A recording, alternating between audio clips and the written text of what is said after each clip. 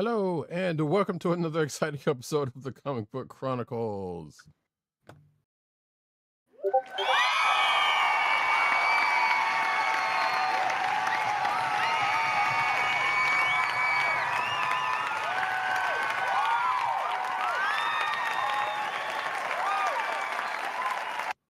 I'm your host, Roddykat. You can find me at Roddykat on Twitter and Blue Sky. You can find me at News Nerds Need on Twitter and Blue Sky. You can find me at CBCaps on Instagram. South Carolina with Columbia down the way.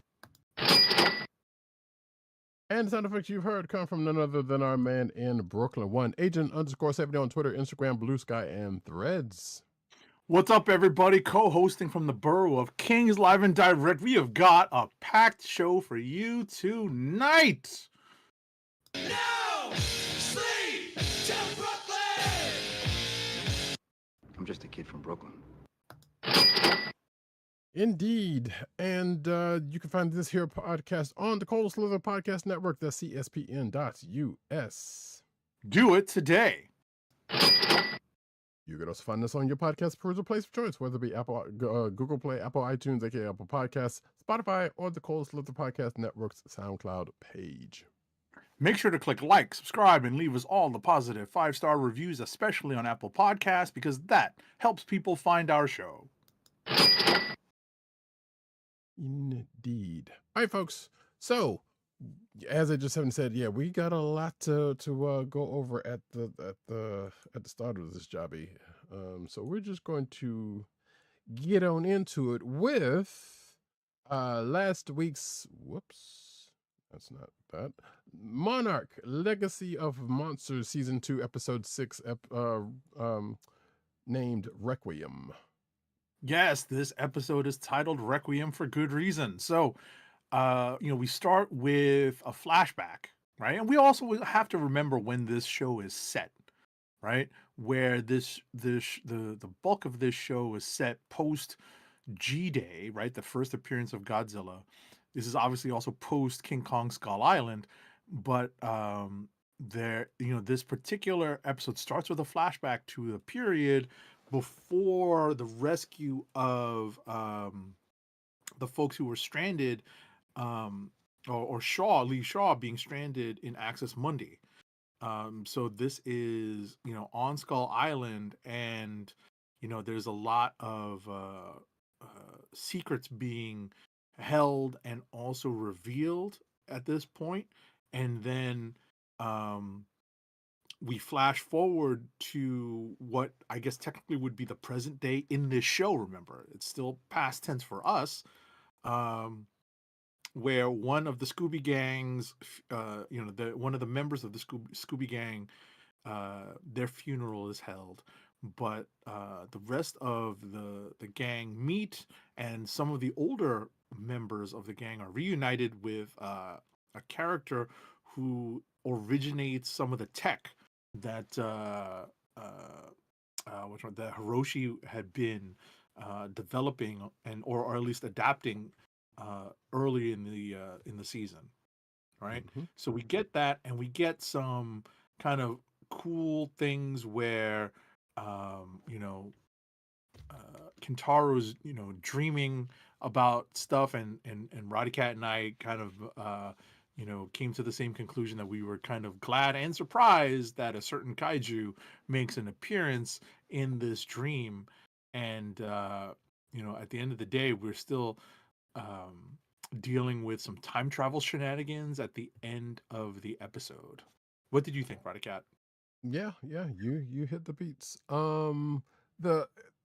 Especially with so this is another one of those cases where a character is mentioned a couple of different times, and of course, which could potentially lead to that character showing up at some point, and did,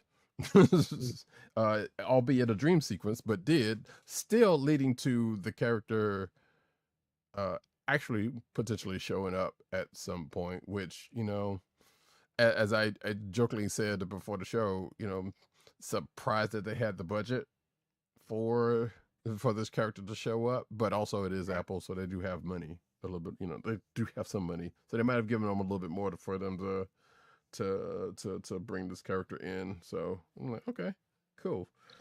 But yeah, um, yeah, the whole dream sequence thing. We get the introduction of another new character that comes into play in the form of, and I'll spoil this one just a little bit, in the form of Amber Midthunder. That's not a name. That's just the actual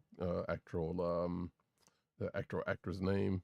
So I don't think she's going to be running around going after predators in this one. But Right. yeah, no. But she's in. We did know she was coming in. We wasn't quite sure when, because she was slated to be guesting on this show. So I was like, okay, cool, there she is. So for what reason she's here, we still don't know fully yet. But she is apparently related to someone who has, at the very least, we may have seen and or been named in the show at one point. So like I said, we will see what their full thing's going on to. And but yeah, we, like I said, a little bit more with Kentaro on in the beginning with the flashback with him and his dad. I don't think I remember if Kentaro drew or not. Like that might have been something that might have come up in the past, but on the only passing. But clearly he got it. Some things you got from from your folks. So therein lies that.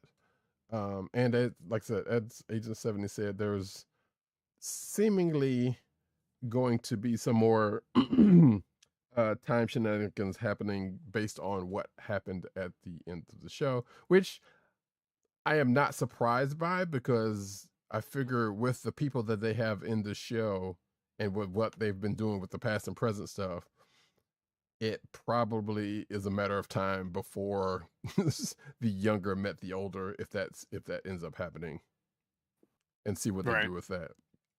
So, because that seems to be where it might be happening. Or yeah, but we shall see. But yeah, we get a little bit more of a backstory into one of the main characters also, which also kind of lends lends a little lore and add to the backstory of things as we go into the next episode. So that's was Monarch Legacy of Monsters. It was yeah. Oh, actually, one other thing. We are also diving into, while we don't necessarily get an answer to why a character has the ability that they have, but they have definitely started diving into the fact that, hey, it's useful. We can use it for reasons, while a couple other characters go and basically almost screw some stuff up in Pretty the process. much. So, but yeah, that was a Monarch Legacy of Monsters. So we will see that again soon. With that, we are going to go into the next premiere show that we have on our plate, which is Star Wars Maul Shadow Lord. I can just go ahead and say season 1, episodes 1 and 2, as based on information that we have found out before the show even started. And the episodes are called, the first episode is called The Dark Revenge, and the second is called Sinister Schemes.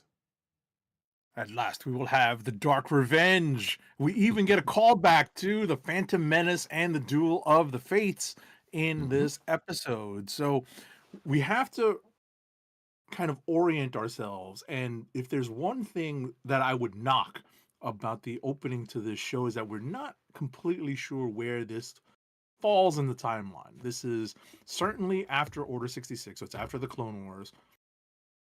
But at the same time, we're trying to put it into context when it comes to some of the other post Clone Wars kind of pre New Hope stuff that we've gotten over the past several years. So we kind of have to place this within that timeline. So we're putting some pieces together, and I think we know when we are, but Roddykat would be probably much more helpful in kind of confirming all that. But ultimately, right? Because this sort of fits into I think right before the events of the Solo movie as well. So we have Darth Maul, going by just Maul, essentially going on a revenge tour. And his revenge tour gets caught up on kind of like a mid-rim / outer rim world, which has its own police force. It's probably a neutral world because it's not affiliated with the Empire, but the Empire is probably gonna, you know, show its face at some point during this show. We have what looks to be kind of a rehash of a previous plot that we've had with Maul looking for a new apprentice, right? You know, we had that with other Jedis. Obviously, we've dealt with that when Maul was on Rebels. We dealt with that when Maul was dealing with Ahsoka. So the bottom line here is this storyline is Maul, you know, on his path for revenge, but also path of kind of strengthening his position in the underworld, right? And that's essentially where we are in that first episode, where he's setting gang leaders against each other. And is there anything else that I need to talk about in the first episode? I mean, you could basically just lump the two together, honestly, Okay. because All right. So but yeah, 'cause before I was but, gonna but, get to before the second episode. Yeah. yeah, but before you do that, let me just go ahead and clarify and not necessarily clarify, but get to the one point you made.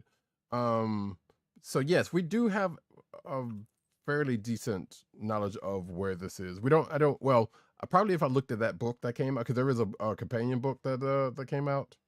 Mhm. That is out in comics right now, and in fact, the second episode just came out. Second issue just came out this week, and I'm pretty sure that might have possibly given a direct, like, in a direct date or a specific year or something like that. I'm not sure. I might be wrong about that. But as I just haven't said, we could definitely tie this. It is before we see him in Solo, definitely before Rebels. Also, oh, shit.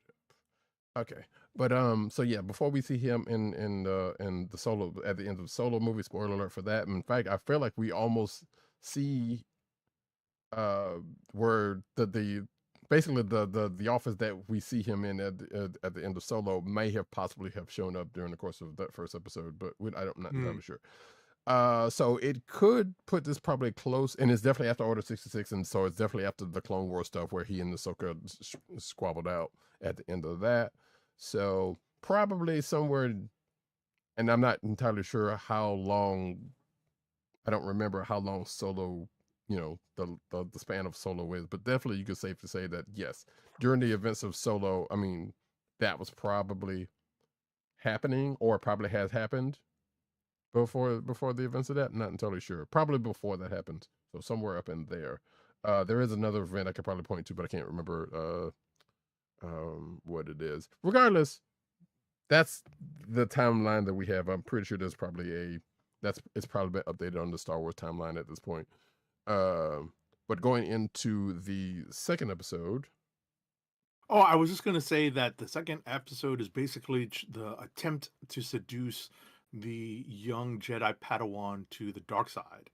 To because there in this story there is a Jedi Master and a Jedi Padawan who are on the run, post Order 66, and that's the dynamic that we kind of run into.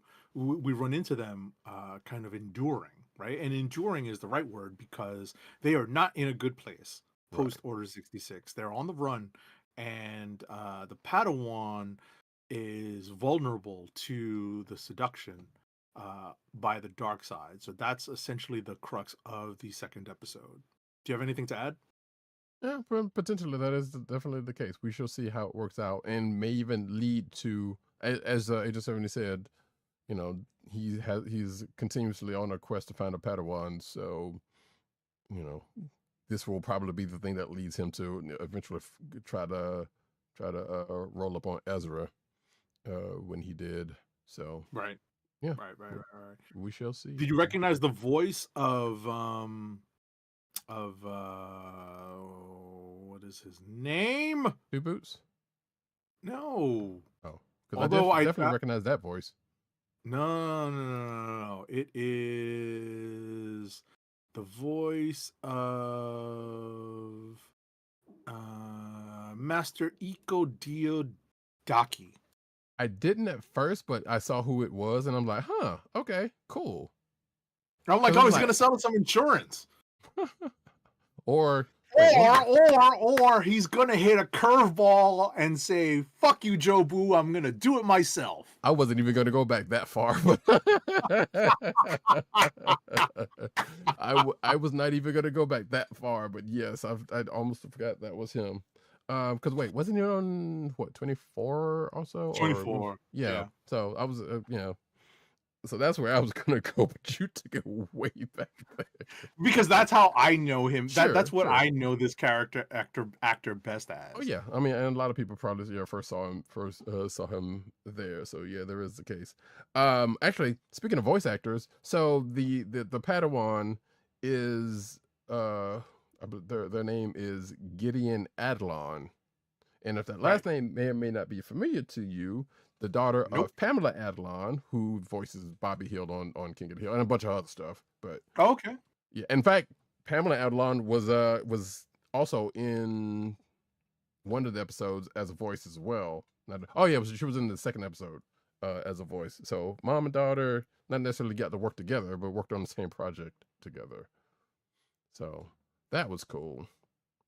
But yeah, that's Maul Shadow Lords 1 and 2. We'll, like I said, we kind of know where we're going with this because it's basically, like I said, setting up where he's going to be at the end of Solo. So it's just a matter of seeing what happens in between what he's, then and now, and whether we'll see any, Imperial intrusions or, anybody we may or may not know show up. I slightly doubt it, but, we shall see. Right. So I have just one thing to say about the animation. I particularly liked some of the influence that some Marvel shows have had on some of the fight choreography in this, because there was a hallway fight scene that I thought was really well animated. I believe it was in the second episode, but I could be wrong. I mean, listen, they blend No, you're together right. because I watched them You're back right. to back. No, So you're right. You're right. Yeah. that was a pretty well animated fight scene. Specifically, the kind of the close up perspective shots that you got to see. I thought that was really well done. Right. The only thing that kind of bothered me about that fight is like, wait, he spared the one person, which obviously, not even obviously, but it's kind of a main-ish character. Now, A lot of I'm armor. wondering, yeah, and I'm wondering if when we will see why that happened or not, So I think he was trying to spare the cops and killing the gangsters. But that was he was killing the cops, but I think there was also more of the droid cops, if I'm not mistaken. Right. I think it was the droid cops. Yeah. Yeah. Than the one or two humans that were there. But still, no, actually, I think there might have been some human. I don't remember, but regardless, yeah, some folks caught it basically, and he didn't. Right. So, therein lies that. We'll find out why that's particularly. And also, one other voice actor of note, Richard Ayoade, plays his partner Two Boots. So, and he's a distinctive voice. If you've ever watched the IT Crowd and the character of Moss, his voice. I was like, I instantly picked up on it, and he's also done, I think, yeah, he was in The Mandalorian as another droid. So, that was actually kind of funny. I was like, dang, they tapped him twice, huh? Cool. I'm just like, who? I'm like, seriously? I'm like, who? So yeah. I guess you didn't watch too much IT Crowd. That's fine. But again, who? That's a good show. I mean, Anyway. there's also, I was about to say, I'm looking for my Stone Cold right here because I wish I had a what at the ready. I kind of lost it in the shuffle of sound effects. But go on. But yeah, I'm just gonna move on to the next show. Yeah, I was about to say we got way too much to do, so yeah, I'm not looking for sound effects. Go ahead. Daredevil Born Again, season 2, episode 4, which is called Gloves Off. So yeah, Gloves Off opens with one of the best openings I think a Disney Plus or Disney Plus Marvel show has had. Right, it opens with Dexter. Um, what's his last name? Poindexter. No, it is Poindexter. It's Right, Poindexter right, is his last name, yeah. right. So Poindexter, aka Bullseye, not exactly hiding who he is. Not exactly, right? His jacket barely covers what he's actually wearing, right? You know, all of the accoutrement that Bullseye usually has, right? Right. He's listening to, or the soundtrack for this opening sequence is New York State of Mind by Billy Joel, and I have been playing this song on repeat over the last couple of days because it just sticks in my head. And this is one of those sequences where I found myself rooting for the bad guy because he's taking out ICE. I mean the anti vigilante task force in pretty brutal ways, in a pretty entertaining way. So you know, that's essentially like the opening sequence. It was teased in a preview, but they did not spoil it. Trust me, they didn't spoil it. Right. Watch it, maybe even rewatch it. Um, the rest of the episode, you know, kind of moves on with some Shaggy, Mr. Charles, trying to screw with Wilson Fisk, and Wilson Fisk pushing back pretty hard. You know, we kind of end the episode with the big boxing match, right? That was the big point of this episode. It was a lead up to this boxing match, and the boxing match is where you know, it's supposed to be for charity. It's supposed to show that New York is being reborn, but there's a big target on Wilson Fisk at this boxing match, and things go awry when Bullseye and Daredevil show up and let the bodies hit the floor. We'll put it that way. What did you think, Roddykat? So you just reminded me of something I was gonna try to pull up, but so there was a I don't know if it was an article or not about Vincent D'Onofrio pretty much going out there saying you know, kind of saying, I guess he was being interviewed, saying that he did not like the character of Mr. Charles, but the way it came off at first made it sound like he did not like Matthew Lillard's performance of the character, but I think it was been later clarified as like, oh no, he basically played that character so well that he didn't like it. You know those characters that make themselves unlikable and you're not supposed to, and Right. you know, and he does definitely come off like that. So I can understand that part, but I think that's been since clarified to basically what I just said. And I, you know, easily, even if it was the other way, I'm not surprised because it's not like this is the first time Mr. D'Onofrio hadn't said, you know, said something similar about someone's performance. But anyway, the funny thing about this episode is that yes, gloves off is the boxing match, and we finally get into it, and it's also, you know, Q Akbar. It's a trap for some folks. We also get, you know, It's a trap. the resistance trying to get some more get some more dirt on the man so they could try to finally take him down, which they kind of do, but also they screw up royally by a thing they do near the end. It's like, now you should have known that was going to happen. Or when they find out that what happens, that's going to happen. But I guess they got what they needed from the person they got it from. But yeah, that opening was great because of what happened. We do in that opening, we get a mention of a character who's going to get their own one shot special coming up soon, as we will talk about in the news. But that's a person has been on people's brains in this show for the last couple of episodes, so not surprising. But yes, not only did it have a great ending, it had a pretty interesting ending to it because and not to give anything away, but yeah, the boxing match does go off, And even with the boxing match, I'm sitting here like, I find That myself, wasn't a boxing match. That was a slaughter. oh, it was Right. definitely a slaughter, right? So there were a couple of really good fight scenes. There's obviously the opening with Bullseye. There's a Bullseye Daredevil quickie fight scene in the middle, but Mhm. that boxing match was pretty tough to watch. which brings me to this. I'm sitting here because I sat there the whole time. It's like, okay, it's supposedly it's a charity boxing match. Air quotes out there, folks. And it is a charity, you know, as far the front of it is a very charity. But I'm sitting here like, did Fisk actually have some beef with this dude, like for real? Because if it was a charity boxing match, you don't have to, go at folks like that. So I'm kind of wondering if we're gonna find out. It's like, oh no, he said something bad about you, Vanessa, or something like that, or something else that might end up having to just went up there because there was no usually when he has a reason to take anger out on folks Mhm. and does, he did, as far as we know, did not in this particular case. And like I said, it was just supposed to be, a charity. But of course, it's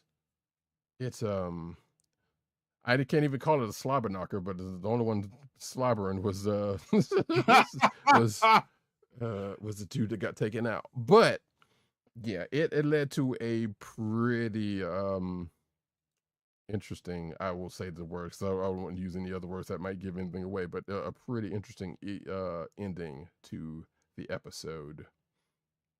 And that we will, basically see the fallout from in a couple of different ways, because like I said, the people that were there at the fight, I'm pretty sure somebody could be like, yo, he killed that dude. Yeah. And I'm not saying whether that actually happened or not, but I'm pretty sure there's going to be that language floating around one way, shape, or form, because there were a lot of eyes in that audience, even despite where it was and whatnot. So yeah, good episode. Great, It was a great episode. yeah. So it started great, ended great, and everything in the middle was just the creamy center. And yeah, we'll see what happens next week. Like I said, after what happened at the end, because it don't seem like it's gonna go well one way, shape, or form. And with that, we are going to go to the next show that we have to talk about, which is, and boy, I wish I had the sound bite for this, but maybe I'll put it right here. Invincible, season 4, episode 6, which is called "You Look Horrible." You look horrible, right? That carries a lot of meaning and a lot of weight going into this episode because we're picking up right after the fight between Invincible and Conquest. We have Conquest, something relatively final seems to happen to Conquest, but somehow Invincible survives but is badly injured and is going to need months of recovery. Months. And Omni-Man and Kid Omni or Oliver, Kid Omni Man, yeah. right, are left to spend time with each other while Mark is recuperating and convalescing. And a lot of this episode focuses on that, while the other main storyline in this episode involves the ongoing Viltrum War, the war between the Coalition and the Viltrum Empire. So we have some characters kind of reappear. We get Battle Beast reappearing after a long hiatus, and we also get Space Racer really using his weapon well. I'm just like, Ghost Rider. Oh no, it's Space Racer. I was thinking Cosmic Ghost Rider, but yeah. Yes. More specifically. Yes. So there's or a Silver lot Surfer, of but yeah, definitely. But given the means of transportation, Cosmic Ghost Rider is definitely what I was thinking of. Mhm. There's actually a really good sequence that shows how the coalition can legitimately fight back thanks to some of the things that Omni-Man put into motion to like kind of help fortify their ability to fight the Viltrumites. To kind of even to help even the odds, and also to see Alan the alien kind of, I hate to say this, get his butt kicked into evolving into a state where he's actually more capable of fighting individual Viltrumites. So yeah, it's a pretty interesting battle that eventually uh, Omni-Man, Invincible, and Kid Omni or Omni Kid or Oliver end up joining up, and we have a tease of what's going to happen next. Mm-hmm. But not without much death and destruction happening in the midst of this episode. As while plans are being laid and the war does start, somebody's decided to get a leg up on it. Right. And so Right. no, we're just gonna go ahead and strike the heart, see what happens. But yeah, but most of the episode, as Agent 70 said, was focused on basically Nolan and Oliver kind of getting to know each other while well, not necessarily getting to know it, but it is that, but also kind of coming to terms with things that apparently was overheard in the last couple of, which I kind of figured was going to happen. It was like, yeah, figured that kid was going to hear some the words that were being said, and like it's because Nolan can't really get his foot out of his mouth.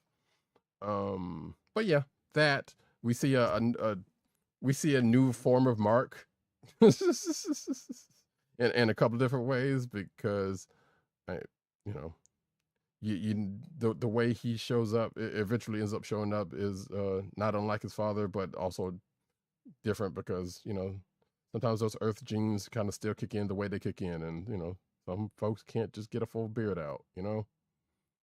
He's half Asian. Exactly. So that's what I was kind of getting around.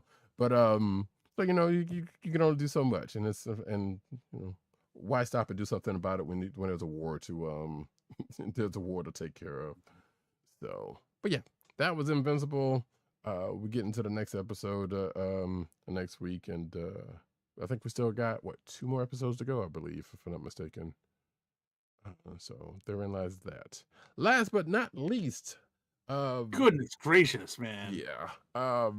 Agent 70 is going to take us quickly through The Boys season 5 episodes 1 and 2, which are called 15 Inches of Sheer Dynamite and Teenage Kicks, spelled Kix, like the video game. Yes. So, believe it or not, I did not remember much of season 4, right? I did not remember much of the finale of season 4, but it started to jog my memory a little bit as I was watching these first 2 episodes of season 5, right? So, I pulled up an article just to take a look at what happened, and it definitely refreshed my memory, and we do touch on several events that are followed up on in the first 2 episodes of season 5. The first episode titled 15 Inches of Sheer Dynamite. Obviously there's some sexual innuendo with these titles because it's The Boys. It's always some innuendo, but we're picking up on a lot of the things, a lot of the plot threads that are laid out at the end of season 4, and one of them being a bunch of the boys' characters, the protagonists, are in basically concentration camps, right? They're basically in prison, outdoor prisons for members of the resistance, right? People who are resisting Homelander and his agenda. Obviously, that Sister Sage is putting into effect with frightening precision. I don't have much to say about this specifically because there's a lot of spoilers that I could drop because this just dropped yesterday. In 2 episodes is a lot to take in over a day. I will say though that both episodes involve lots of characters dying because this is the final season of The Boys. Right, we're getting lots of characters dying. I think these um, characters who are introduced, these newer, younger characters that are introduced, I think those are Gen V characters. And I'm not a Gen V follower. I haven't watched any of those shows, but I'm going to presume that those are Gen V characters. And so it's nice to see that some new blood was injected into the Boys show out of Gen V and that show. Um, I think that there are some really cool character developments that are some of the main protagonists kind of undergo over the course of the transition between season 4 and season 5, and one of them is pretty jarring to hear, right? But once you get used to it, you start to figure that this is going to help lead a pretty cool direction. It's going to help go in a pretty cool direction for this character. And finally, I think that a teased death in episode 2 of the season may not stick, may not be permanent, as was revealed at the very end. So we'll see what happens in episode 3 coming up next week. Episode 2 was titled Teenage Kicks. That's where a lot of those Gen V characters pop up. And like I said, we'll see how we transition into next week with the teased maybe not death. And that's it for The Boys 2-part season premiere this week. Excellent. Well, that being the case, we will get into books of the week, starting off with Transformers number 31. Transformers number 31, published by Image, is written by Robert Kirkman with art by Ludo Lullaby. I swear his name looks like Lullaby. It might actually be Lullaby, but I'm going to err on the side of caution and say it's a Lullaby. Colors are by Mike Spicer and letters are by Russ Wooton. So the bulk of this issue, you can tell we just transitioned from our talk about TV episodes into comics. The bulk of this issue is seemingly flashback, seemingly dream sequence, right? Somebody's hallucinating, literally hallucinating, right? And, up is down, left is right. And all I can say is we are reminded of a particular sequence, a particular callback to the OG Cold Slither podcast, where they would talk about sending things to a particular pit. And that I thought was a nice little callback. And with that, I will hand it off to Roddykat for his thoughts on this issue. I would say that would be what's more for what's going on in Void Rivals at this point, because they are definitely folks hitting that spot left and right. Okay. Over there. But yes, so yeah, it is. If you're watching the video version, you can see see who is on the cover, and it is definitely a Megatron focused book. So issue, and apparently from what I saw in the letters pages, calls back to issue 19 for some reason that I can't remember. Which I think that probably was when a lot of these hallucinations started, if I'm not mistaken, but I'm not entirely sure. So I would have to go back and check that out. But yeah, so the Decepticons are trying to figure out what's going on with Megatron, which leads to his, as Agent 7 said, hallucinations and or maybe flashback / dream sequence type situation that's going on. That leads to, let's just say, a change gonna come. Is that the change that we know? Oh yeah, it's definitely issue 19. I'm just flipping through it now. Yeah. If is this the change that is coming? One that we know well for this character, or this is something else. But yes, we definitely find out that let's just say Megatron and Optimus, while being on both or opposite sides of the equation, have an equal and opposite set of thing on their that they carry with them. Let's Right. just say. Right. One who unfortunately does not have any more, but the other one we found out there's this, that we found out is still with him and how they got it.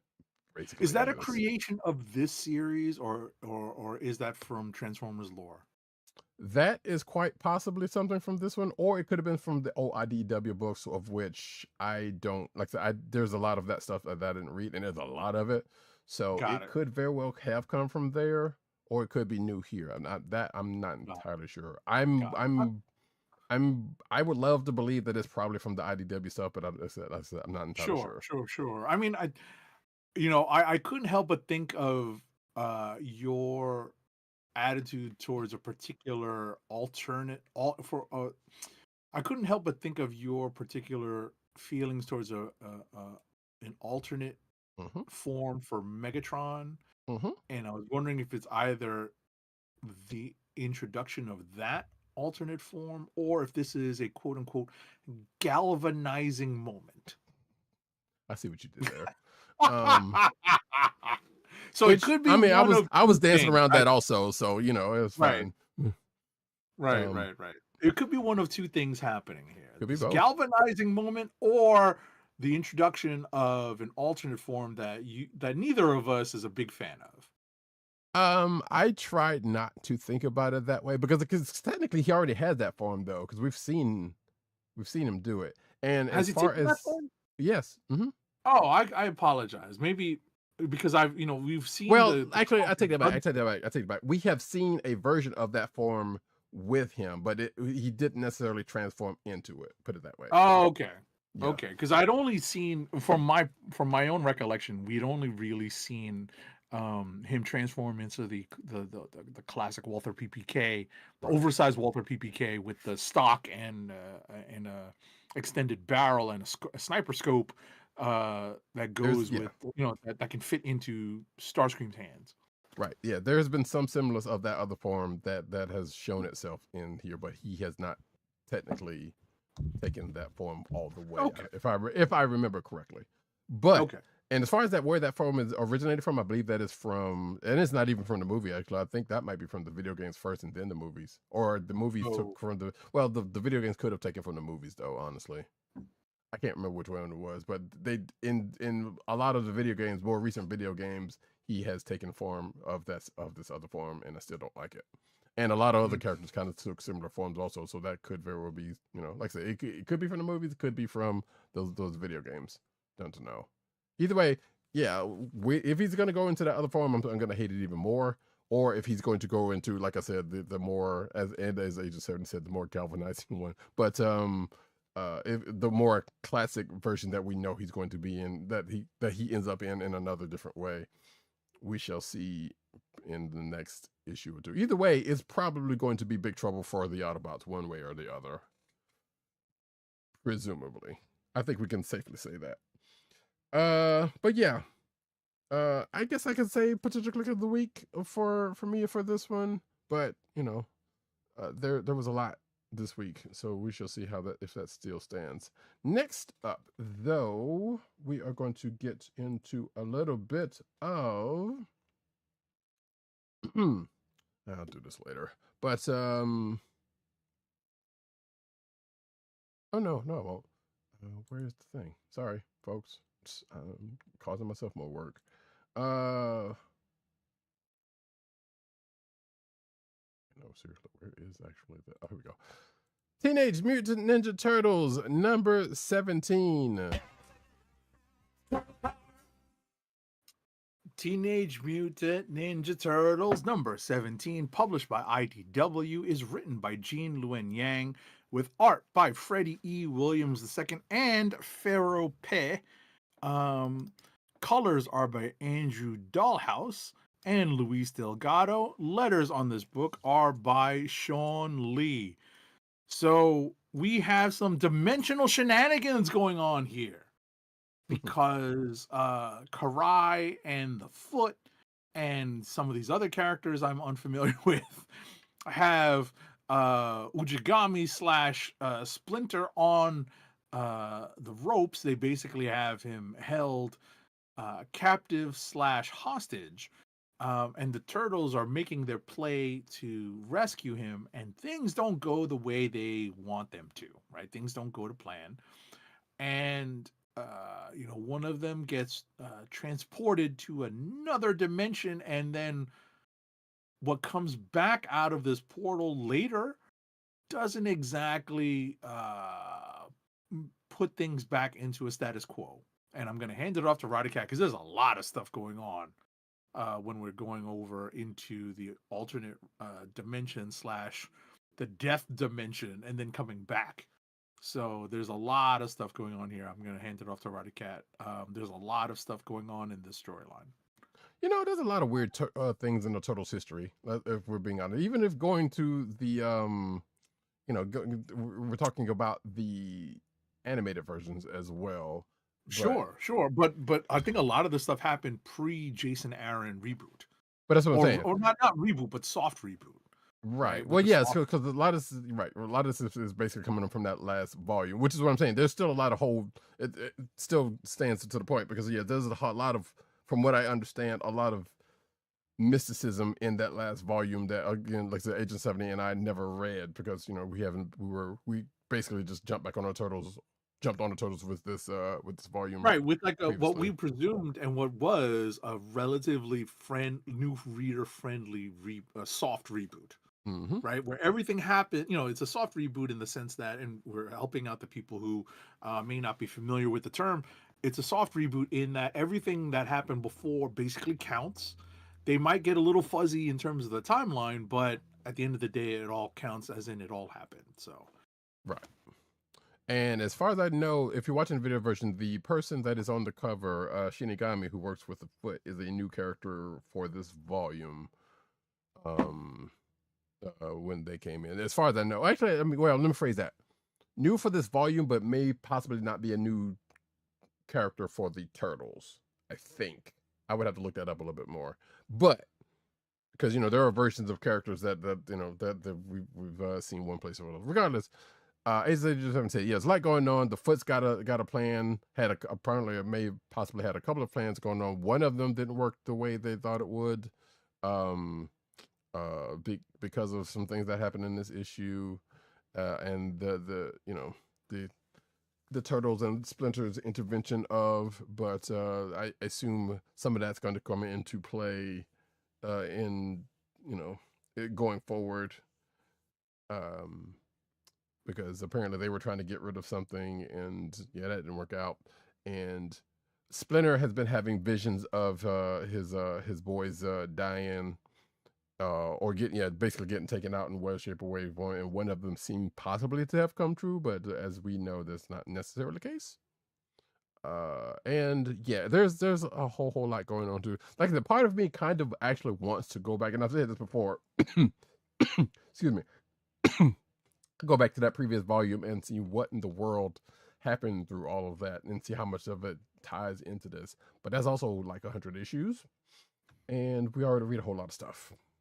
One of these days it's going to happen, but we've also said the same thing about Invincible, and it still holds true. And that's probably going to happen at some point. But, actually, I need to get on that. But regardless, so everything that has happened is still going on. Basically Splinter's the cause and the catalyst for some of this stuff, and also potentially, the effect of what ends up happening next in one way, shape, or form. As just like with Monarch Legacy of Monsters, there's definitely some timey-wimey mess happening in a way, shape, or form. So as we will find out next issue. Next up, though, is, I guess we're sticking to the animal themes here, because the next book is Black Cat #9. Black Cat #9 is published by Marvel. It's written by G. Willow Wilson with art by Gleb Melnikov and Andre Genole. Colors are by Brian Reber and Rochelle Rosenberg. And letters are by our favorite lettering paisan, VC's Joe Caramagna, who's very busy this week. He's got a lot of books lettered on my list. So, Black Cat #9 has both Felicia Hardy and MJ Watson going into a mirror, a crystal that we've seen before. We've mentioned it before. It's not a spoiler to talk about it because they talk about this particular mystical object at the end, towards the end of the previous issue. It's the Siege Perilous. And if you're unfamiliar with what happens when you go through the Siege Perilous, there are a couple of examples of it even in this week's books by looking at what's happening in the kind of retconny story that's being told in Psylocke Ninja, right? Which talks about Psylocke's adventures when she goes through the Siege Perilous from way back during the Outback X-Men days, right?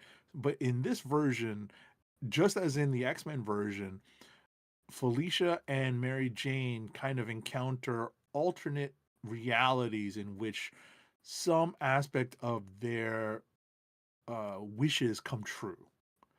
And it's a little bit of wish fulfillment, but we all know that it's never the grass isn't always greener on the other side, and that's generally the crux of this story.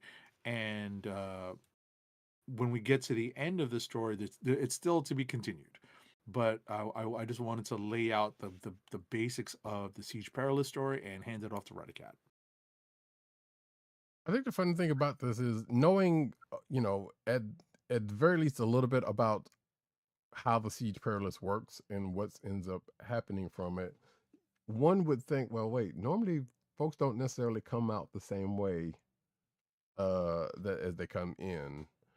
Well, apparently, G. Willow Wilson and crew baked in a way to not do that, and which has to do with, if I'm not mistaken, I can't remember. She might have actually. It has to do with an A-Force character which G. Willow Wilson wrote. I can't remember if she wrote this particular character that kind of pops in.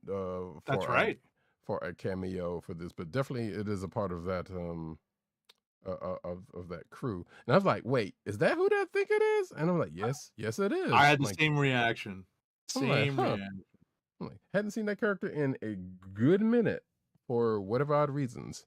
But yeah, so a character kind of pops in, like I said, from the A-Force corner, and helps our ladies out before them, having a moment, a continual bonding moment.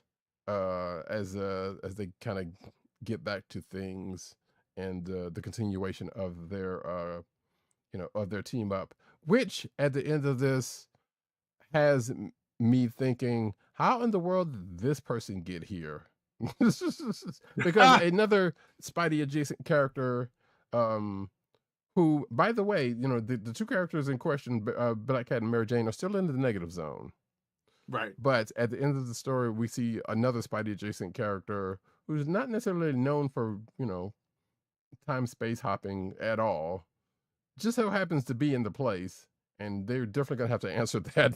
There's a question that's going to have to be answered in the next issue as to why, or if it is even the person that they appear to be is here with them in the form that they are in. But yeah, Black Cat seems to continue to be good, great. So this was a fun read. I don't think we're going to get any figures out of any of the alternate versions of Black Cat and Mary Jane out of this, because I can think of at least one that probably could stand, but you'll see. But also, age comes for everyone, as is said in this issue. Right. And and it's Right, and like I said, the grass is never always, is almost never greener on the other side, right? Exactly. So I got a kick out of this. I can't help but marvel, no pun intended, Boom, boom. at how I think it's just a pretty interesting way to tell like a real story, right? It's these are superhero stories, but this is a really grounded story, right? Mhm. That G. Willow Wilson is telling, and using Black Cat to do it is, I think, a stroke of genius. I can't help but really marvel at the fact that Black Cat is a conduit for these stories, that they're using this to tell these types of stories. I really like this. I wish more people would read Black Cat because this is definitely, uh, you know, um, it's a pertinent read. It's something that I think most people should pick up just because it's fun. That's just Yeah, my own personal take on this. yeah. A book that has been fun since the previous writer, Jed McKay, wrote it and continues to be so with G. Willow Wilson at the pen.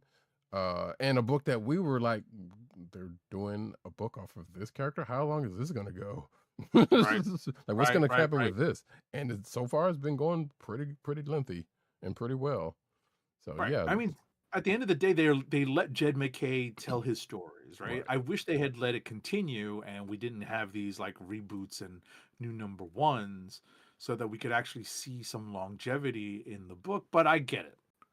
Yeah, this yeah, and unfortunately, this is the world we live in comics right now, where yeah, even if they don't change the story, they're going to give it a new number one regardless, because it's like, oh no, hey, what number ones sell and X, Y, and Z and Sure. whatnot. So that Sure. And part listen, kind of I'm a sucks. sucker for the old like from the first series, the first Black Cat series. I'm a sucker for the J. Scott Campbell covers. This series, I'm a sucker for the Adam Hughes covers. So Hmm. I get it. I'm a certain demographic, but I definitely enjoy the story. It's not just the covers, people. Hmm. Wink, wink, nudge, nudge. Anyway, Exactly. Exactly. um, I was about to say the Chris Anka cover. Do you have any of the variants? I no, I didn't pull out any of the variants of Okay, the Chris Anka cover. I picked up the Chris Anka cover or Anka cover this week, and it's a pretty good one. which yeah, he just does some pretty good work. So I'm not Right. I really mean, I picked surprised the by A. that. I picked up the A cover as well. So like I was happy to see like a really cool variant was available for me to pick up, as well as the A cover. Right. And speaking of A covers, the last book that we have, no, it's not. It's not the last book we have in common. Excuse me. The next to last book that we have in common, um, and you'll understand why I said it in a second. Jesus Christ, where's these things? There we go. Iron Man #4.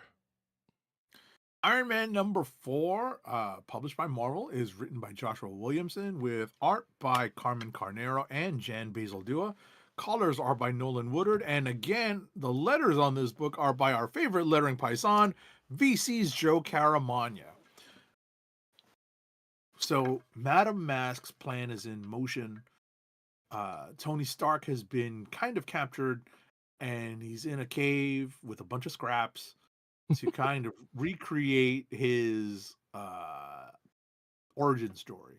And that's essentially the point of this story. And I kind of like how we get to a point where, I'm like, wait a second, doesn't Tony already have tech like this from a previous run where he can kind of control the armor with his mind? But I guess not. So I guess there's like a pretty subtle distinction here that we're exploring, but things don't go well in the breakout plan, and now we have some conflict set up for, I guess, the last issue of this particular story arc.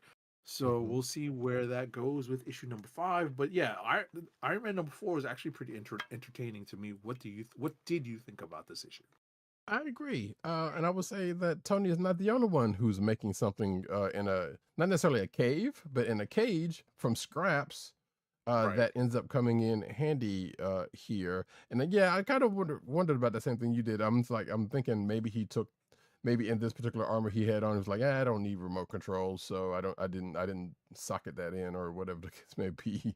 So, but yeah, a piece of tech that's one of the AIM captives came up with instead of what everybody else was doing.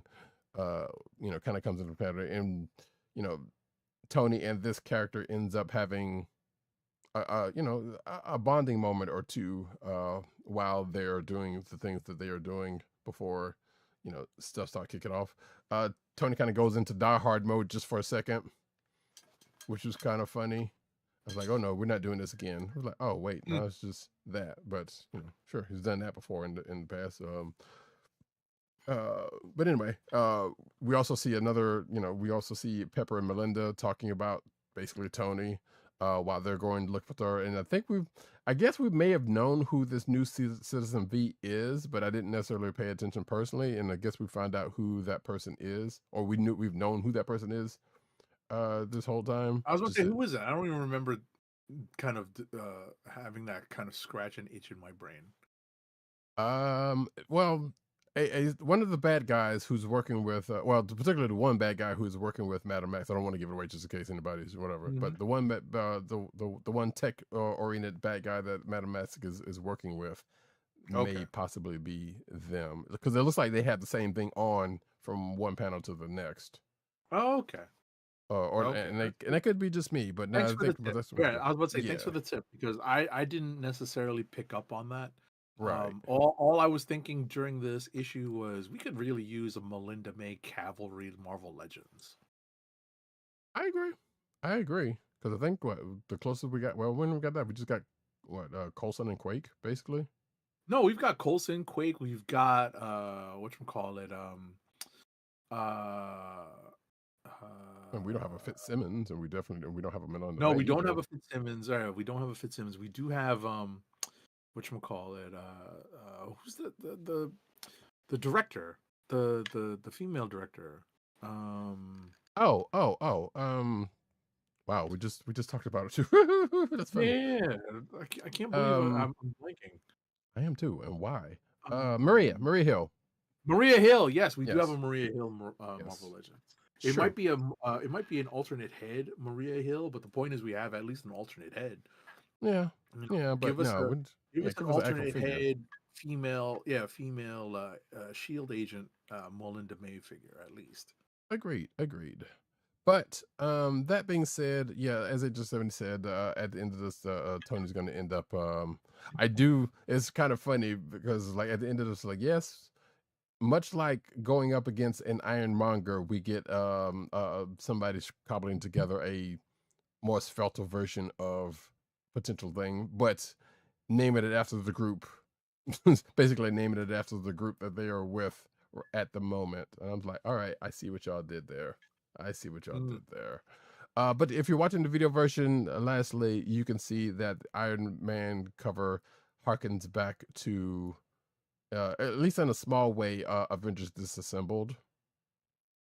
So which was why I mentioned the A, because that was an Avengers thing. It doesn't necessarily quite go that way, but yeah, there's it you get the gist of what they were going for with the cover with what's going on in the story anyway, because as Tony's wrestling with tech that's kind of not his, trying to cobble together his armor from scrap in a cave.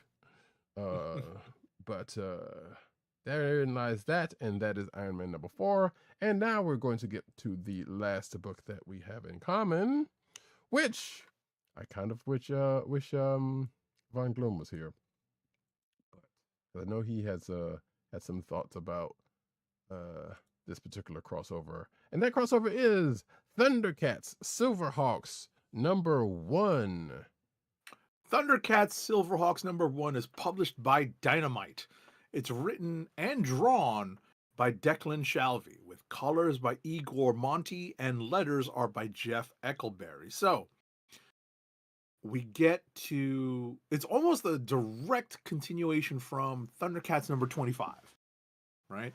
And we're jumping straight into the crossover, right? Because just metatextually speaking, the SilverHawks series has ended, right? So we're jumping straight from ThunderCats issue number 25 into this crossover. So if you're going to read anything to prepare for this, it would be ThunderCats number 25. Where I was kind of lost is that I did not read a lot of that SilverHawks series, so I forgot a lot of these characters. I forgot what they can do. I forgot what they're named. I forgot what their attitudes are. My memory is foggy at best when it comes to what I remember about the series as a kid. What I will say though is, the crossover is an interesting depiction of law enforcement, of space law enforcement, right? It's definitely tilted towards heavy-handed law enforcement tactics, and or towards portraying the Silverhawks as, or at least these Silverhawks as utilizing heavy-handed in law enforcement tactics, and they're kind of glass-jawed, and I was a little surprised by that. You are not the only one. Right, so I'm gonna hand it off to Roddykat for some input on that aspect. So if you're watching the video version, first off, you can see the checklist for the ThunderCats SilverHawks crossover, and it's more lengthy than I thought it was going to be, if we're being honest. Because there's some one-shots in there I saw. Yes, and there's also that Mumra book, which I'm not sure how that's tying together. Which also there's a preview of that Mumra book at the end of this issue. But yeah, so I guess we're getting 5 issues of the main ThunderCats thing. Then there's the Mumra series, which I guess is tying in, presumably, and then there's another side book, which is I guess, which is called Thunderhawks, which I guess is going from the other way around this. That being said, so a couple of things. The Silverhawks, up till now in their own book, have had to deal with some real scum, and they've kind of had to be and they've gone from being kind of, or at least the leader of the Silverhawks was idealistic to nah, we just got to get these jokers out of here. But we still want to, but still try to maintain the facade of, not even the facade, but still, we still want to be the law. We still want to maintain law and order and peace and whatnot. But the jokers we are coming across don't have that same predilection that we do. So they may be kind of skewing that just a little bit more for this, especially because as we see in this book, it's the ThunderCats, the Silverhawks book have ended. They've had to kind of deal with some stuff. I would argue that while RG70 says you may want to read ThunderCats 25, which yes, you should. You may want to more specifically check out the one shot that happened a couple of weeks ago, the ThunderCats, the Road to War one shot, because that pretty much tells you why, at the very least, certain aspects of the Silverhawks are acting the way they are. So yes. Now, as far as their durability, again, you are not the only one who have wondered about that, because that's why I was wondering if Von Gloop happened to show up in the guy, because he was kind of having that same issue with that. But you have to understand is, and this is just me speculating, the Silverhawks and the ThunderCats, as far as I know, has never crossed paths before, even in the animated series. So technically, they've never really gone up against each other. So we never really got their weights weighed out against each other. So which in this particular case kind of had me thinking, well, Thundranium, Thundrillium, whatever it is, pretty strong stuff. I'm not saying it's adamantium, but it's pretty tough. So therefore, and the Silverhawks being cyborgs, and while stuff is space durable, may or may not hold up to the stuff that the ThunderCats weapons kind of hold sure. up to. Because the first time it happens, I'm like, what the?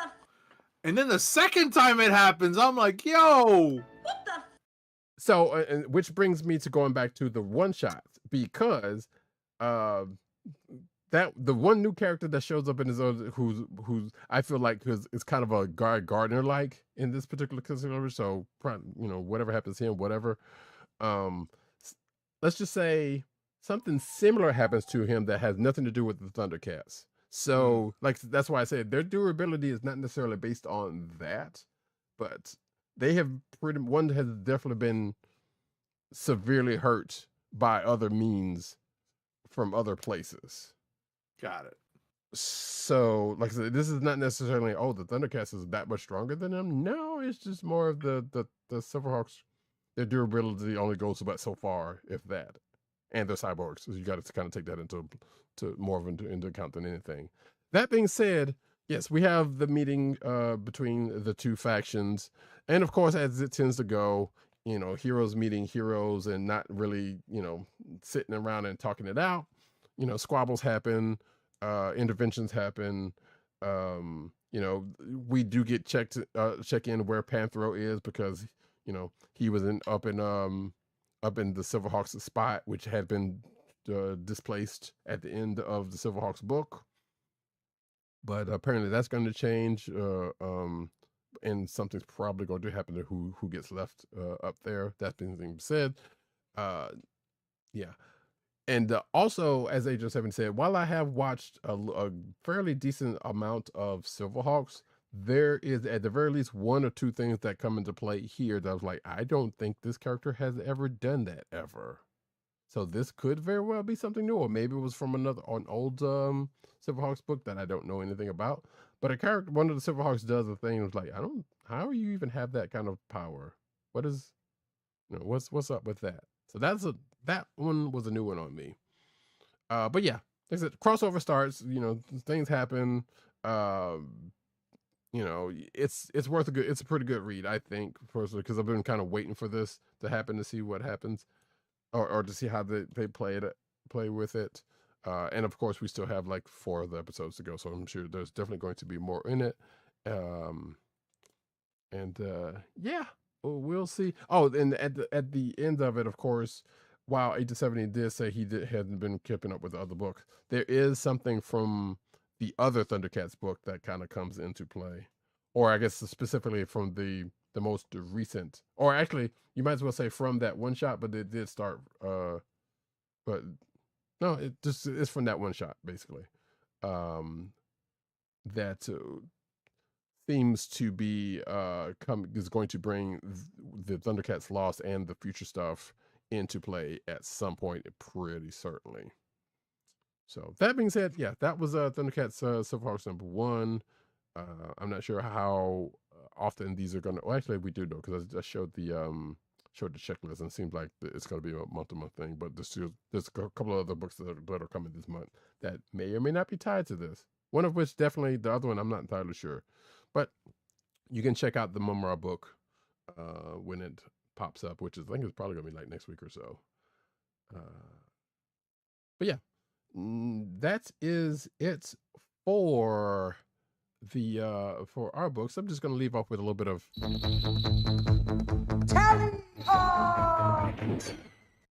favorite character, and that, folks, brings us to. I'm about to say, I guess Wings of Silver don't do much against Thundranium/Thundrillium. That's what I'm saying. Yeah, that was my point. Yeah,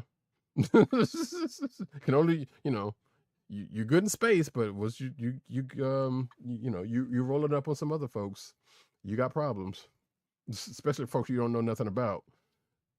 So yeah, but yeah, now we're going to get into a little bit of rapid fire. Rapid fire review time, folks. You're gonna have to bear with me. I got a lot of books to get through. I ain't got time to bleed. First up, First up is Bleeding Hearts number 3. This is a DC Vertigo book. It's written by Dennis Camp with art by Stipian Morian. Colors are by Matt Hollingsworth and letters are by Hassan Otsmani El Ho.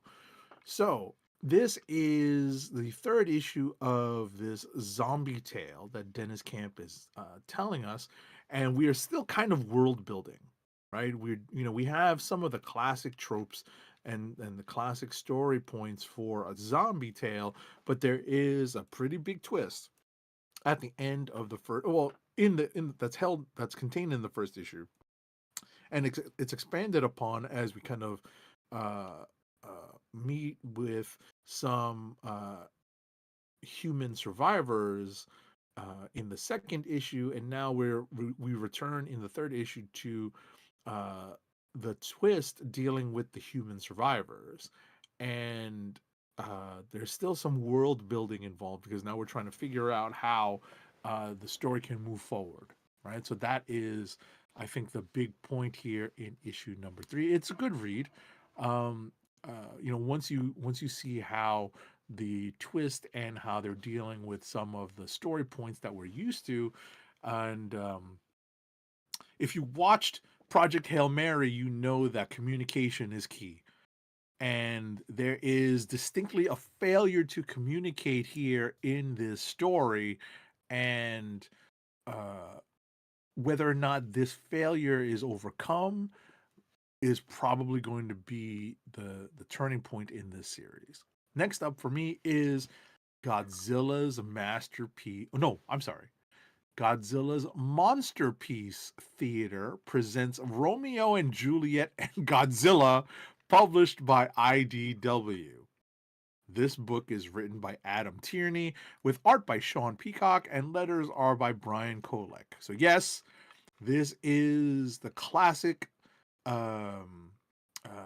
star star-crossed lover tale written by the Bard, aka Willy Shakes, and it's adapted to include kaiju running around in Verona, Italy.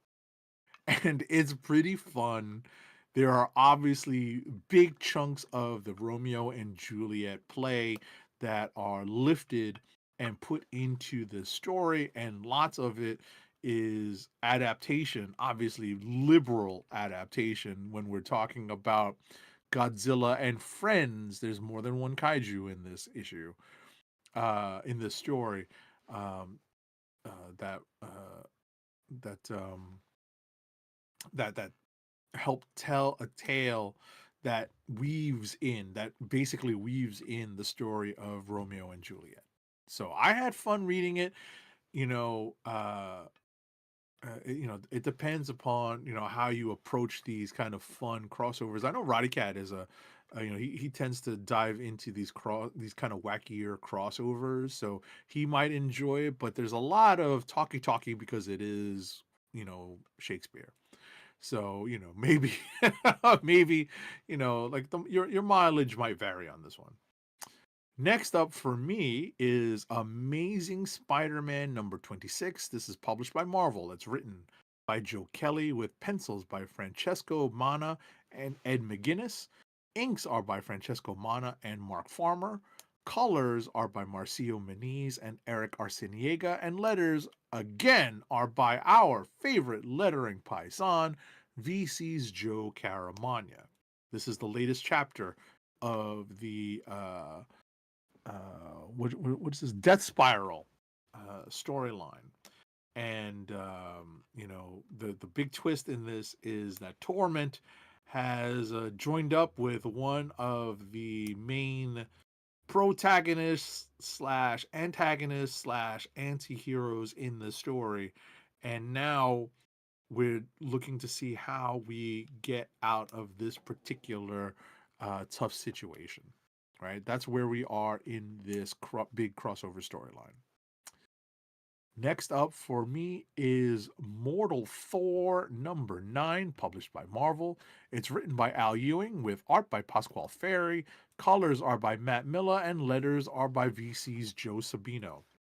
This is hands down a clear candidate for Click of the Week for me. Mortal Thor is almost always a candidate for Click of the Week for me. This issue, though, has Radioactive Man as a guest star, and Radioactive Man has played a significant role in Al Ewing's Immortal Thor and now Mortal Thor series, and now he's back because he's connected to Roxxon, and Roxxon is basically the big overarching bad that is part of this Thor story. And you can't help but cheer on Sigurd Jarlson, right? If you recognize Sigurd Jarlson, that's one of Thor's old alter egos that Al Ewing is putting to pretty good use in this Mortal Thor story. It's a lot of fun. It's what's that term, Roddykat, for it's isekai, right? This is kind of an isekai story, Okay. right? Stranger Where Things Thor, land. Yeah. yes, where Thor is kind of transported, because remember, Asgard is cut off from Midgard. So what we've got is Thor not knowing who he is, not exactly possessing all of his powers, but still possessing some recollection of what things should be like if Midgard was still connected to Asgard. So he is essentially a stranger in a strange land. This is essentially a twist on an isekai story. So look at it that way, and I think you might enjoy it if you are new to this Mortal Thor concept. I definitely recommend it. Next up for me is Sssilent Ninja number 4 of 5, published by Marvel. This is written by Tim Seeley with art by Nico Leon, colors by Dono Sanchez Almara, and letters are by VC's Ariana Mar. I talked about this book earlier as a reference to kind of a retconny tale that's woven from a period of X-Men history where the X-Men were in the Outback, but then they had to go into the Siege Perilous. And one of the things that happened is that Psylocke went from being British Psylocke to Asian Psylocke, right? There's a whole storyline behind that got very confusing because one of the writers didn't exactly do all of their research, and then they tried to fix it. It's actually well documented in comic book history, or at least as well documented as the web allows, right?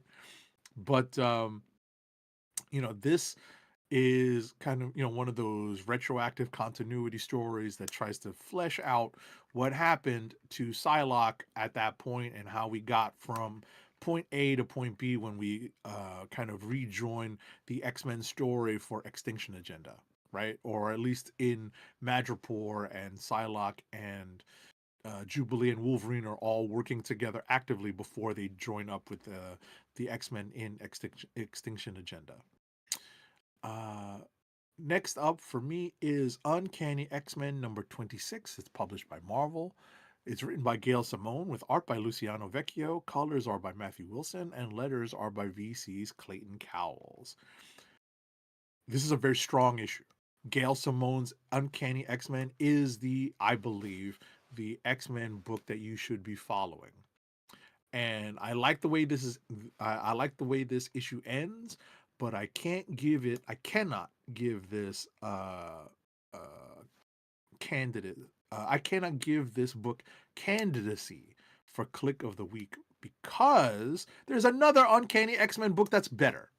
Uncanny X-Men Annual number 1, published obviously by Marvel, is written by Gail Simone and Mickey Kendall with art by Francesco Mortarino. Inks on this book are by Elisabetta D'Amico. Colors are by Mattia Iacono, and letters are by VC's Clayton Cowles. This is the book that I would make a candidate for Click of the Week for me because this is a quality annual. This is well worth the extra purchase if you are following Uncanny X-Men. I have never been a big fan of annuals, but I'm a big fan of annuals that help push stories along, that help fill in some story gaps. I appreciate annuals.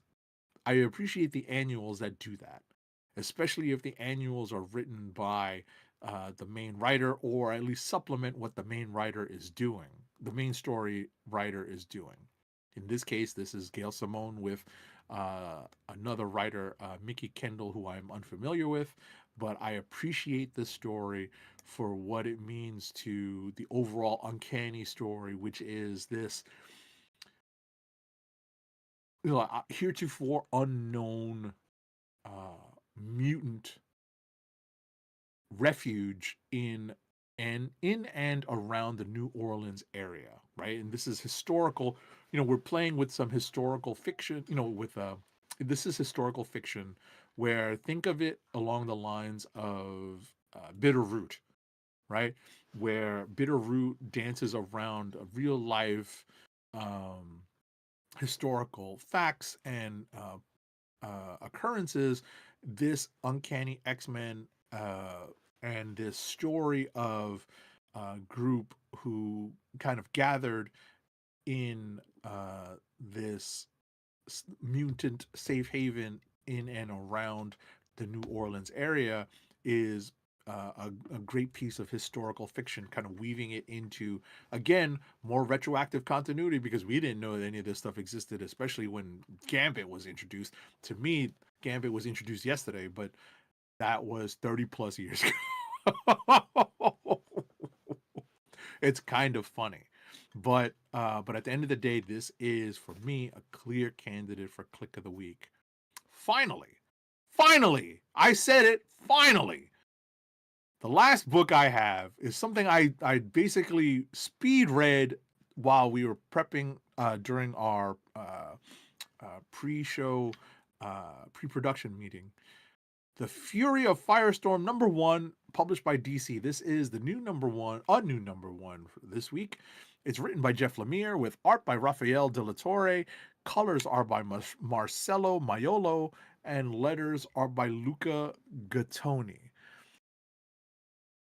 If you're at least passingly familiar with Ronnie Raymond and Dr. Martin Stein and the concept of Firestorm, if you're at least passingly familiar with it, you're okay.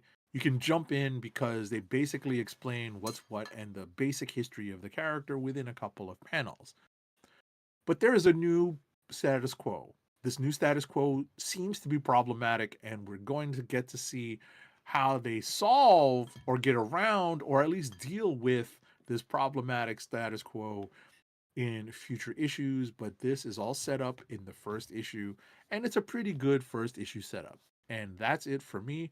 Take it away, Roddykat, while I get some water to wet my whistle, because I talked a lot just now.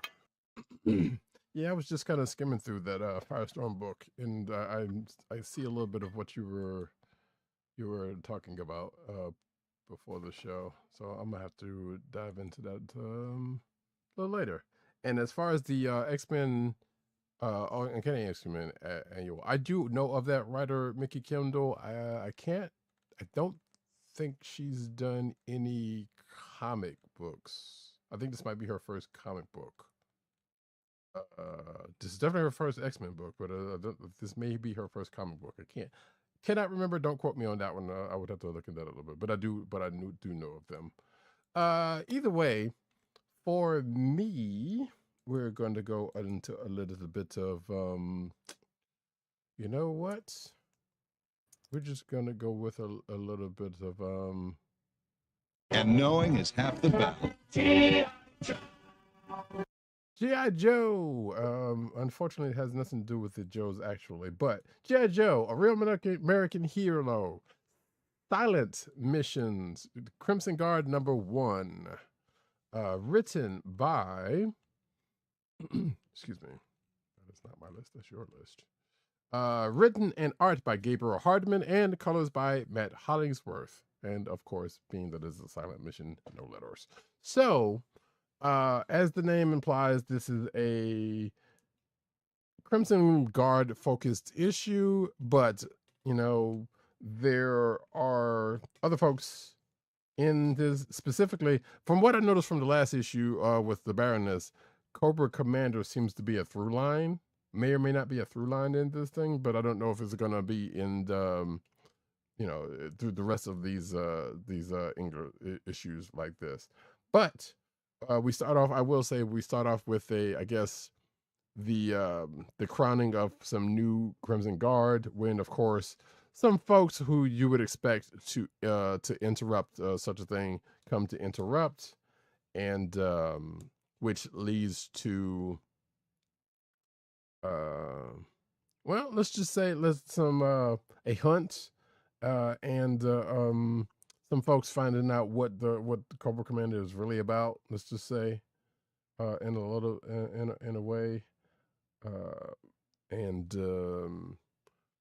I'm not entirely sure. I don't know if this is canon or not. One of the Joes might have actually caught one. I don't know. But of course, like I said, this is basically, hey, thing happens. This is centered around this character or these characters, and what they get into while trying to deal with being beset by their enemy. But yeah, so you should check it out. It's like I said, I would say it's a good read. It is a read, but it's not a read when there's there's no actual lettering to be words to be written. But still, yet you can. Well, you're still reading the body language and Exactly. the storytelling in the images. So Well, and I just think like you just can like I follow said the with the just like I said with the last issue, like you can definitely follow the flow of this. So you should not have any problem following with what's going on with this in that respect. So it's good. But next up, we are going to talk about Space Ghost, because I don't feel like looking up the soundbite. Number 10, written by David Pepose, art by Jonathan Lau, colors by Andrew Dahlhouse, who's also been doing a lot of work this week, and letters by Taylor Esposito. So, for the past few issues, we have been seeing a character. I don't know if this is a new character or this is definitely a character in the Space Ghost mythos, kind of in the shadows. And this issue, well, that character kind of comes out of the shadows just a bit. We still don't know too much about why this person is going after Space Ghost, because but we do find out that in a Marvel and DC like way are going after specific folks in alternate timelines on their way to amass power. Sounds familiar? Yeah, it kind of is. In fact, the person has time adjacent powers, much not too much unlike a notable Marvel figure that one would strike up in that vein. So yeah, so that person comes into play. Space Ghost team is basically trying to quell a breakout of a lot of the rogues gallery that they've been dealing with in the last couple of volumes, between this and the last volume. And Space Ghost may or may not have met his match, but also, hey, other things have happened. And of course, as I said, a good bit of timey-wimey-ness happens during the course of this, which causes a hunt to happen for the Ghost team, and that will continue next issue. Find out what happens, true believers. That's the wrong people, but that's okay. Do it anyway. Next up, Absolute Green Lantern number 13, written by Al Ewing, with art by Eleonora Carlini. That's a little typo notes. Excuse me. Colors by Ivan Placencia and letters by Lucas Gattoni. So we pretty much get an update for what's going on out in space, and we may or may not have found out why the Mogo is heading towards Earth, thanks to some dialogue that we get in the beginning of this. But most of this issue is focused on the planet Ran and folks around that. Now, if you know your DC lore, you may think of one character that is associated with the planet Ran. It is not that character. Or I thought it was, but I don't know. This is another character that I don't know too much about, but I'm going to assume that this is somebody of note. That is basically in control of Planet Ran, and we found out, what's going on there and how they're keeping control of things, and also, you know, being that, so what happens at the end of the last issue, I guess, is still in play, and they are tasked with stopping what's coming their way. So, but in the, we get a mention of the Zeta Beam, which, the two kind of go together. We also see somebody else comes into play. Well, actually, we probably see a couple of people that folks, I guess, more versed in this part of the lore, which comes that is mentioned. Some folks may not know, if you put all those pieces together, may or may not know who that is. And then there's another person named Emily Hawk that comes into play.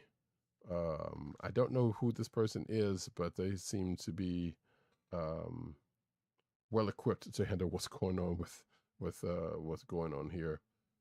What's their part in all this? Don't know, but I guess we'll find out as things go along. Next up, might be the wrong button. We get into a little Moonstar, number 2 of 5, written by Ashley Adams, art by Eduardo Ordino, color artist Arthur Hesley, and letters by VC's Clayton Cowles.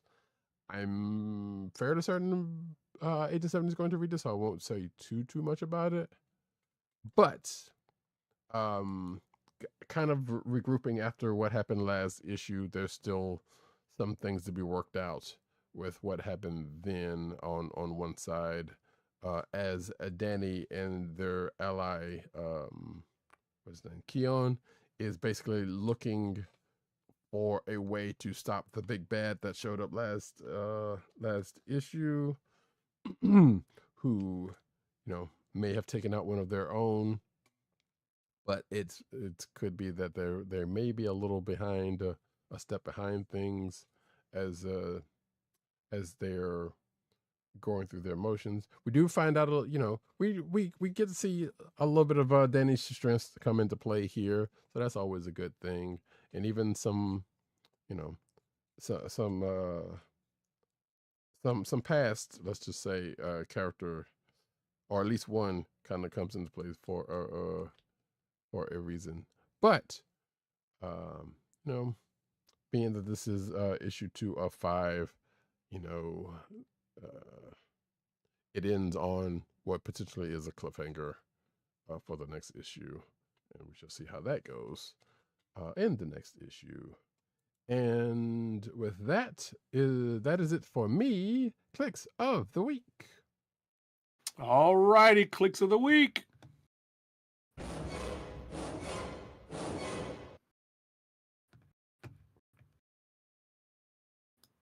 What do you have got? your candidates? Oh, well, I've got a lot of candidates.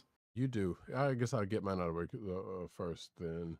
But ThunderCats SilverHawks is definitely in there. As I try to pull it up, and this is going to take me a second for reasons I have no idea why. There we go. G.I. Joe Real American Hero. Sssilent Missions, Crimson Guard number 1. That's one of them. Space Ghost would definitely be one of them. Turtles, I kind of want to put it in there, but at the same time, as we said earlier, there's a lot going with that Joker. Not a bad thing, but it's just a good bit to go. To go on. So Black Cat number 9, that was the other one. Definitely on the potentials list. Yeah, I'm gonna have a tough time here. Yeah, I'm gonna have a tough time here because I really liked Uncanny X-Men Annual number 1. I really liked Mortal Thor number 9. I really did like Black Cat number 9. I also really liked Bleeding Hearts number 3. So, but I think that's probably the first one to go when it comes to whittling down. but the other ones that I named are really some top tier stuff. Mm-hmm. Top tier stuff. So I think I'm probably going to be down to, man, that's a three-way. This is a tough matchup because that Black Cat issue, the Mortal Thor issue, and the Uncanny X-Men annual this week were really, really strong books. I mean, you could still put Uncanny 25, 26, or whatever in there, but I get it. I get why you No, the annual is yeah, why like of you the two, right? Of the two, the annual is the stronger story. right. I think, or the stronger book overall, Mm-hmm. right?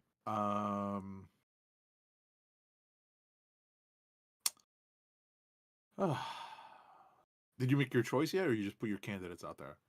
I just put my candidates out there. I kind of want to also like, Transformer 31 is interesting, but it always usually is. It's not necessarily it's may or may not make the cut on this one. It's probably not going to make the cut on this one, but it was definitely an interesting read. It's weird enough would be dependent on what's going to happen next issue, but that's not going to change for this week. So, because it's, as Agent 70 said, if it ends up being that other mode, I'm be upset. Fairly.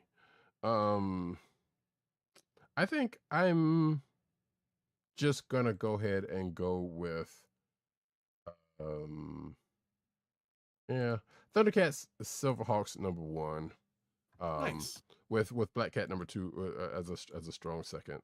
But that's usually a great book, so that's not really saying anything out of pocket.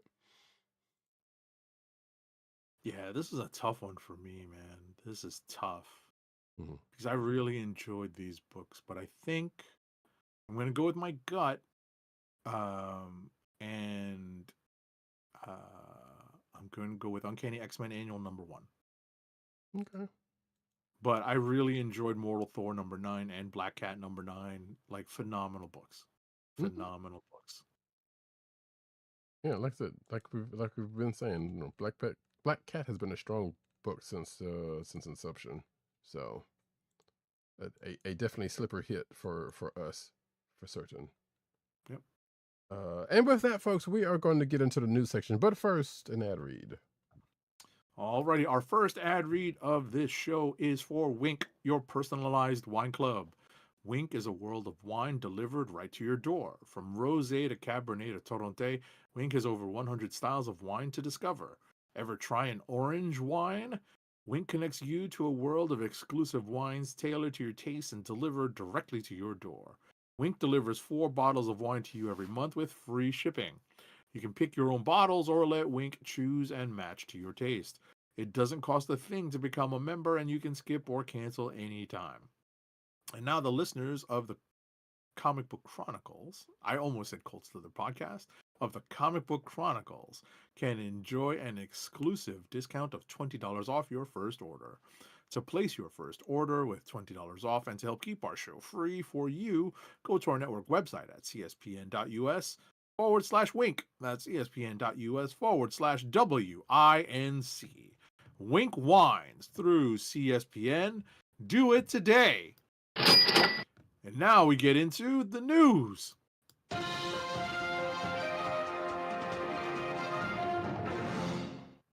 If only we could bring back the Cold Slither podcast. But cinematic news, as we do about this time, a little bit off of our normal subject for this first one. But Africa Bambaataa, pioneering founder of hip hop in the Zulu Nation, or excuse me, hip hop pioneer and the Zulu Nation founder, has passed away at 67. And yes, folks, fuck cancer, basically. Yeah, that was tough news because we Yeah. just found out about this. It was, statements were released earlier today, and this hit across major news outlets. So we were able to confirm.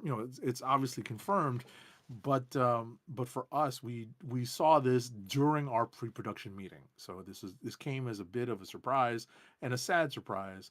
I did not know that he was suffering from cancer, and as Roddykat said, fuck cancer. Yeah, basically. So, rest in peace. Condolences to his family and all of that. Absolutely. All right, next up.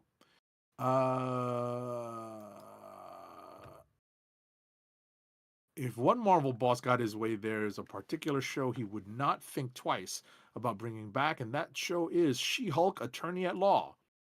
This is from Marvel TV head Brad Winderbaum. Said he loves the Disney Plus 2022 series starring Tatiana Maslany, calling it one of Disney Plus's best performing shows. There's some mixed reception that the show got, but listen, I like the show. My hope is that they find a way to bring some aspects of it back. We'll see what happens in the future. Yeah. I saw this article and I was like, if anybody was going to have the case and the power to lobby for its return, would be the head of Marvel Television. Right. I get it. There's still other factions that got to deal with it other than that, but I'm still like, no, you could pretty much go in and try to make that happen. So, I don't know how true your words ring in this one there, Chief, but we'll see if something happens to it. And I also hope that it does, because I also enjoyed that show. But Daredevil Born Again Season 3 will reunite the Defenders, that thing that we thought that was going to happen in Season 2. Mm-hmm. As they're building towards it. Yes, they are building toward it, and one of them was definitely going to show up fairly soon, from what I understand. But according to this article, Mike Coulter and Finn Jones are set to reply as Luke Cage and Iron Fist, respectively, in Daredevil Born Again Season 3. This is confirmed through, according to this article, leaked set photos as the next season of the Disney Plus, or as Agent 70 says, Plus show is currently in production in New York City. On Friday, photos of Mike Coulter and Finn Jones on the set of Daredevil with Daredevil actor Charlie Cox and Jessica Jones actress Kristen Ritter began to circulate. Entertainment Weekly followed up with an article of its own, affirming that a full reunion of the Defenders was in store for the next season of Daredevil Born Again. Now, again, there's a couple of people that need to bring back into the mix for real, even though they're side characters, quote unquote, but still, we Daughters need of the Dragon. Exactly, we need Misty and Colleen back in the spot. So hopefully that will happen. Listen, if you're gonna bring back Finn Jones, you should bring back Misty and Colleen. Come on, exactly. Come on, you should especially bring back Misty and Colleen. Yeah, I was about to say Jessica Henwick and what's Misty Knight's character? Simone Missick. Simone Missick. You need to bring those two back if you're gonna bring back Stupid Finn Jones. Hopefully, they got Finn Jones to take some martial arts lessons or something akin to that. For goodness' sake, could hope. I mean, presumably he had said, because remember he was out there saying, "Give me a chance," and I think he might have been doing some stuff then, but who knows? Hope so. Who knows? It still doesn't change the fact, but yes. Next up, Frank is back, and he's gonna tell you something. So, the first trailer for let me tell you something, Red. The first trailer for a Marvel Television special presentation, The Punisher: One Last Kill, came today, starring John Bernthal as the titular vigilante. So yeah, there's some stuff that happens here. I'm not going to talk about what's in the trailer. Go and watch it for yourselves. It's about a minute long, but it's a lot of fun. Yeah, this is going to drop on May 12th at 6 p.m. Pacific time, which means 9 p.m. Eastern time for those of us on the Eastern Seaboard. So May 12th can't get here fast enough. Mm-hmm. And that's a Tuesday, so that means we can talk about it. There you go. Or we will talk about it that week, the week that it pops out. And of course, like I said, we've been saying, the last couple of weeks with Daredevil Born Again, they've been pushing that name including this particular issue that came out this week. They've been pushing that name a few different times. So, he has been on minds, if not hearts, leading up to this. Next up, though, new X-Men movie officially hires creators of two of, according to this article, TV's greatest series to rewrite the script. And those names are, excuse me, Joseph. Wait, sorry. Back up.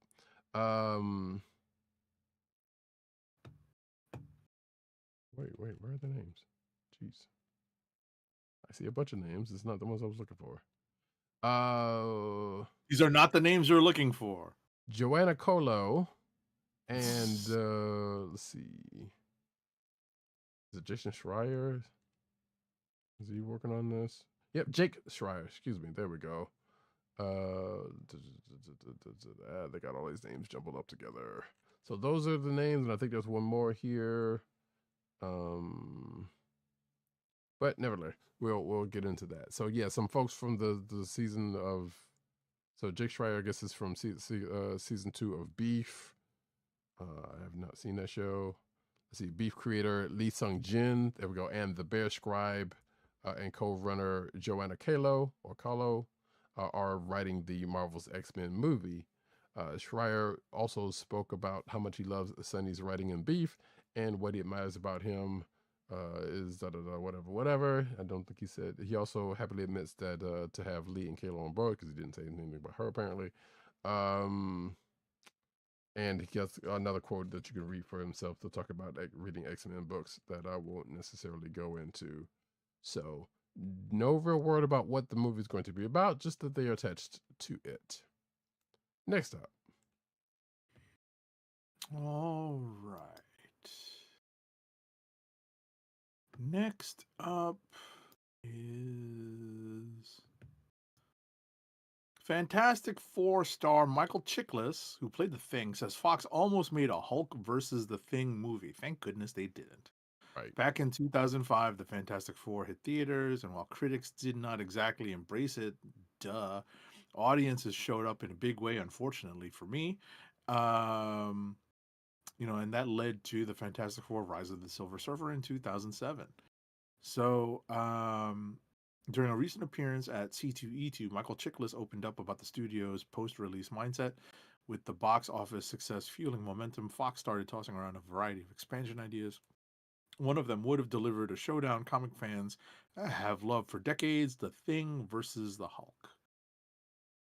Chiklis was actively pushing for it to happen. He tried. Good job, He was Kamish. just very disappointed that they couldn't do it. Yeah.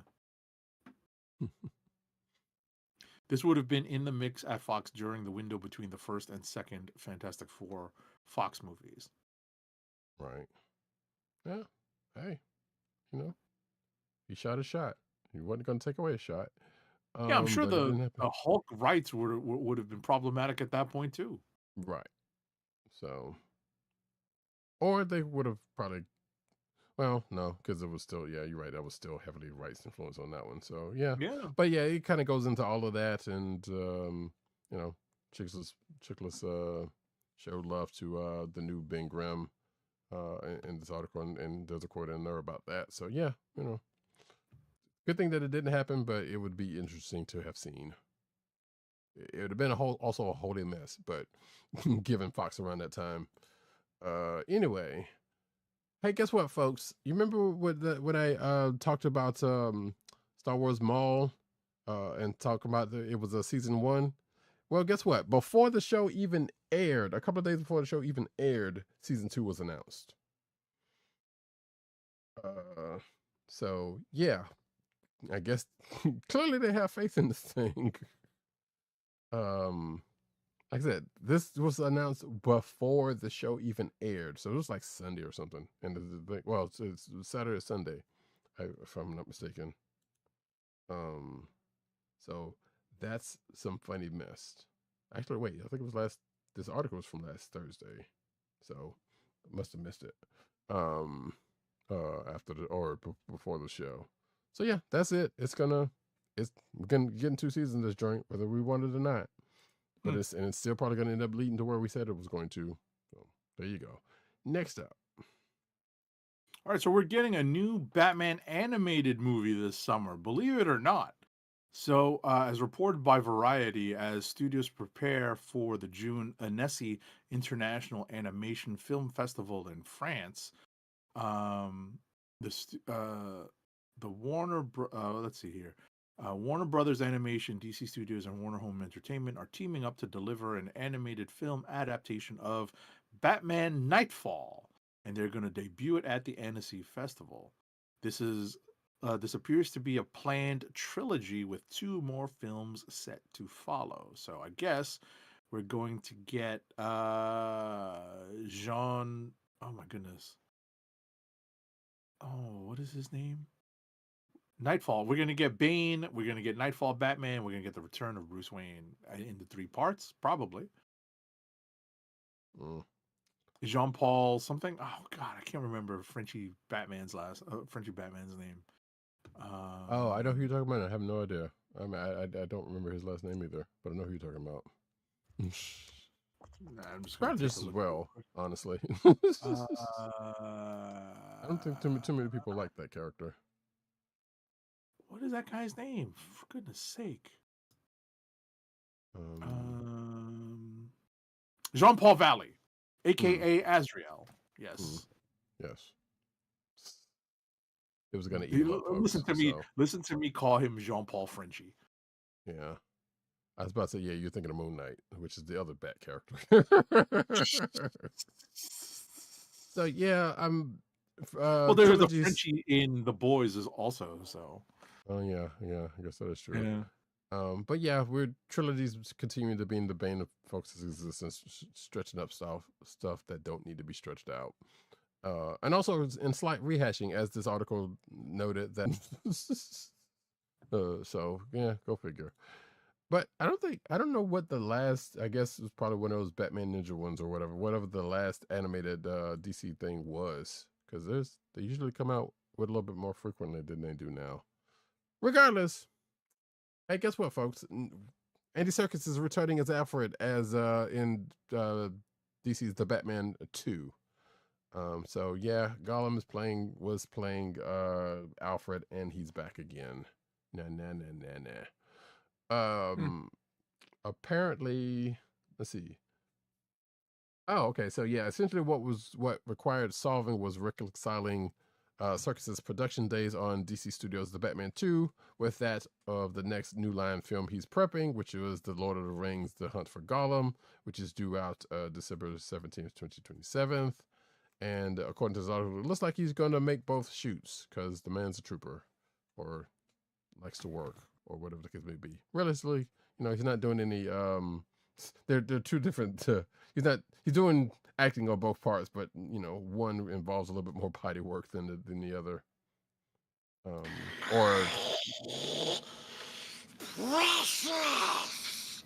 indeed, yes.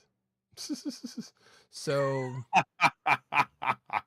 honestly, that's pretty much it. There's not really much else to say about that. Next up. Oh.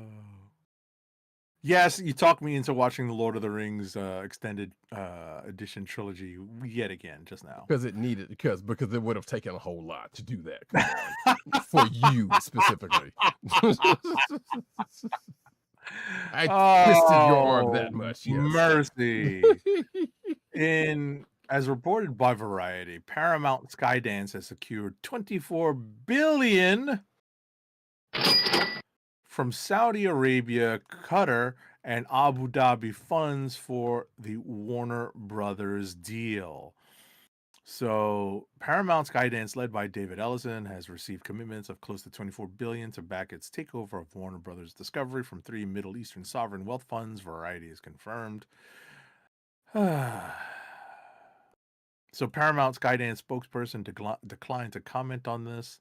The deal to acquire Warner Brothers Discovery, which has $111 billion enterprise value, is pending regulatory approval still. The only thing I can think of is the quote from Lando in the Empire Strikes Back. This work he'll keep getting worse all the time. And Yep. Don't ask me why it feels that way to me, but it is. Next up, though, Hey, for you 90s kids, Animorphs TV series is in development at Disney Plus with Ryan Coogler's Proximity Media to produce. Sure. Bayan Walcott is attached to write and executive produce the adaptation with Ryan Coogler, Savahanian, and Zinzi Coogler, executive producing on behalf of Proximity Media. Some other names here attached that are associated with Scholastic, who owns the rights to Animorphs, of course, or who's published the books. I would presume also has the rights to for this. But 20th Television is the studio, and it just goes on to a whole bunch of other names that are attached to this. The official log line states that the show follows a group of teenagers who uncover a hidden threat lurking beneath their everyday lives, all while juggling relationships, curfew, and the chaos of high school. So it's basically just Degrassi High, but with werewolfism or whatever the case may be. I don't know. with animal morphing. Go figure. Who knows? Either way, you know what? I'm sure there's some people screaming at the top of their lungs for this because they love those books so much or whatever. Next up, I'm kind of glad I got this story because this is definitely one of those stories, okay, right? That has, some built-in reactions, right? Because half the time you're just like, what the? And then there's Emotional damage. and always, The world is taking a turn for the surreal. and finally, What the hell's going on out here? CBS seals a deal with Byron Allen to lease all of late night after Stephen Colbert exits in May. As The Late Show with Stephen Colbert ends its run next month, CBS has opted to turn its 11:35 p.m. ET post-local news time slot into a time buy, selling the slot to Byron Allen, who will move back-to-back episodes of his Comics Unleashed series down an hour. The time buy deal is through the 2026-2027 TV season. As part of the deal, Allen will also continue to lease the 12:37 a.m. hour with another strip from his company, the comedy game show Funny You Should Ask. All I have to say is, the second I saw Byron Allen on TV, it's time to change the channel. I'm sorry. The funny thing about this to me is, well, first of all, shout out to Byron Allen because man's been doing deals and doing this thing. He's putting in work, right? He's been putting in work for a long time since Real People, and I know they ain't that many people who knows what that show is, but but that's where I first heard the name of Byron Allen. But yeah, he's been putting in work, and he's definitely, if you can stay up after currently stay up after Colbert, you will definitely see the stuff that the stuff that is mentioned here.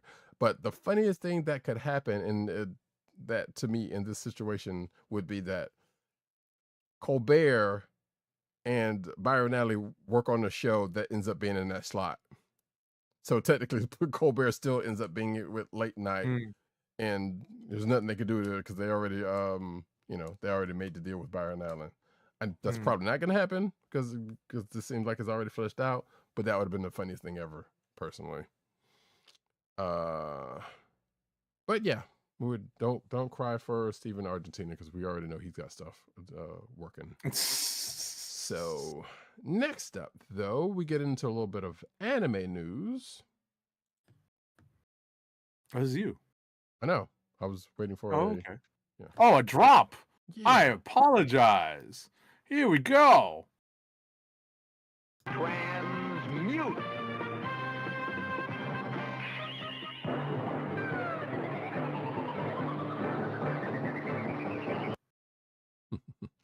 Anime series featuring, and actually I hate that I have this one, but it's fine.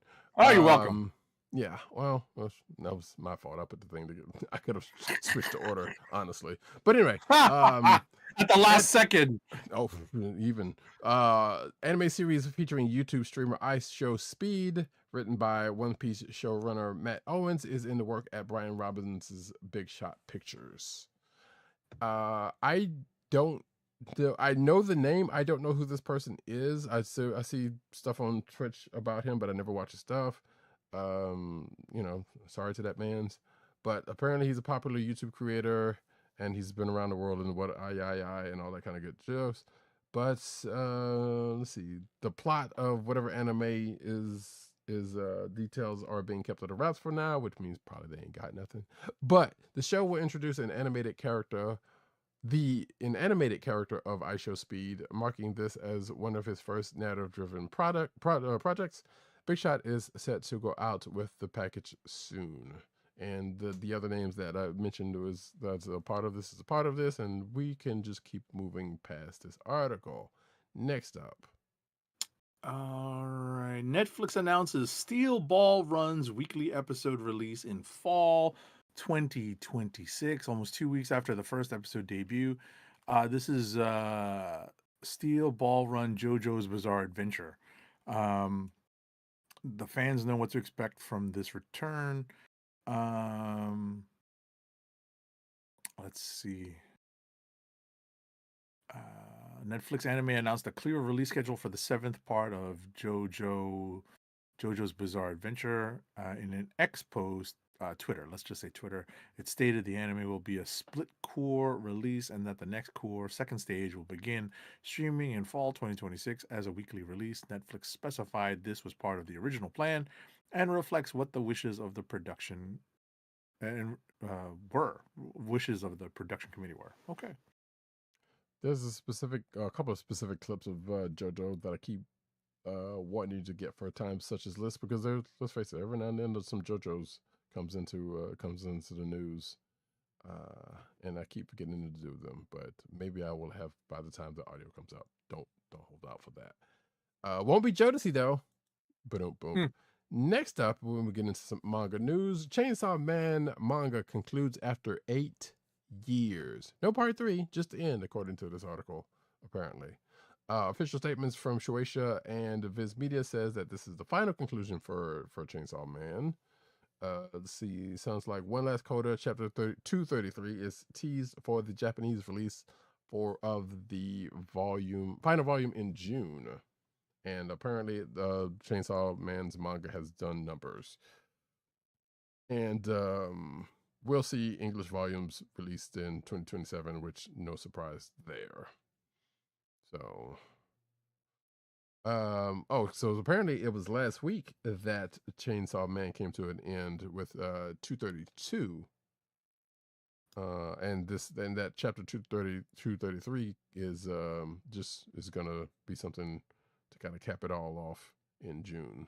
So therein lies that. Next up. All right, cool.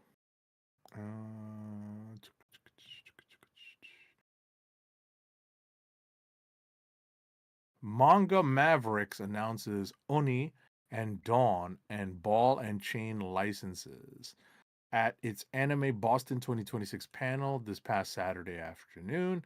Manga Mavericks announced 2 new licenses slated for English release in late 2026 and early 2027. Oni and Dawn, Bakumatsu High School Girls Volume 1 by Hana Ikuta, and Ball and Chain Omnibus Volume 1 by Minami Kyuta. Okay. Not going through all the synopses, but let's see. Print pre-orders are available now. Manga Mavericks will publish Ball and Chain in a 2-in-1 omnibus format in March 2027. And the other book is going to come out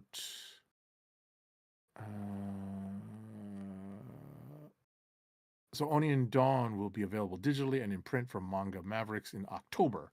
Print pre-orders are available now. Yeah. And now we get into some comic book news.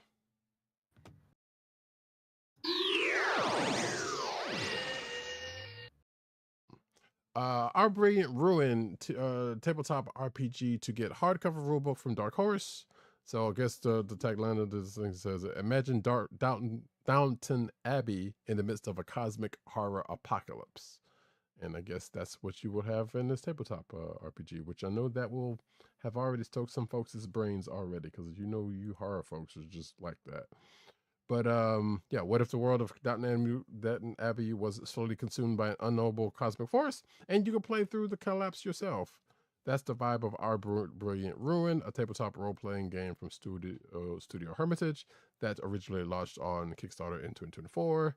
After Dark Horse published a successful comic run called Our Brilliant Ruin Horror at Crane Mansion, it is now publishing a 296-page hardcover print edition of Our Brilliant Ruin rulebook. Apparently it's set in Denmark. I almost read Denmark there, but you couldn't fault me for that.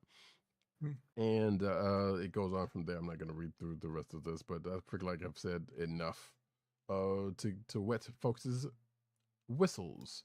The rulebook will arrive September 26, 2026. So, hey, if that's of interest to you, check it out. Next up. Alrighty, next up, Boom Studios will release an omnibus edition collecting its Clive Barker Hellraiser comics in November. Hellraiser Omnibus Volume 1 will collect Clive Barker's Hellraiser number 1 through 20 and Hellraiser Annual number 1. The first issues of the comic series, which launched in 2011, were written by Clive Barker and Christopher Monfetti, with art by Leonardo Manco. The entire series was co-written by Barker with a rotating cast of co-writers and artists helping to create individual issues. The 528-page volume will be released on November 24th, 2026 at $39.99 manufacturer suggested retail price. That's actually a pretty good price for that many pages, but also probably paperback, I'm assuming, because it didn't say hardback, because they would have charged way more for that. Right. So, but still, pretty good price. Agreed. Yeah. Image Comics no longer exclusive, coming to Universal Distribution, according to this article. So it says Universal Distribution is rapidly expanding U.S. comic book market presence after acquiring Alliance assets. Major publishers. I'm reading the cliff notes of this, folks. So of course, major publishers like DC and Dynamite now distribute through Universal in the USA alongside Lunar Distribution. Image Comics might shift U.S. distribution from Lunar to Universal as exclusive contracts approach renewal, and therein lies the reason that this article exists. So, therein lies that. We'll see how that turns out as things go on. Next up. Yeah, there's always going to be some stuff with distributors. Mm-hmm. Always. I almost put that Liefeld Bendis thing in the show notes, but I needed to read that a little bit more. That's funny. Next up, though. Amy Rose redesign revealed ahead of Sonic's next comic appearance. So 2026 appears to be the year of Sonic the Hedgehog, really? The franchise will be celebrating the 35th anniversary in style, with the next film in the franchise currently in production, exciting collaborations and multimedia projects in the works, and even rumored video games fans suspect will be arriving later this year. Helping to kick off the new era of Sonic the Hedgehog after 35 years is the upcoming release of DC Sonic the Hedgehog Metal Legion. After a successful comics run in 2025, the two iconic franchises are teaming up once again, and an all-new illustration is giving fans a fresh look at Amy Rose as a Wonder Woman. Okay, so Amy Rose is a Sonic the Hedgehog character, and you've got her cosplaying as Wonder Woman.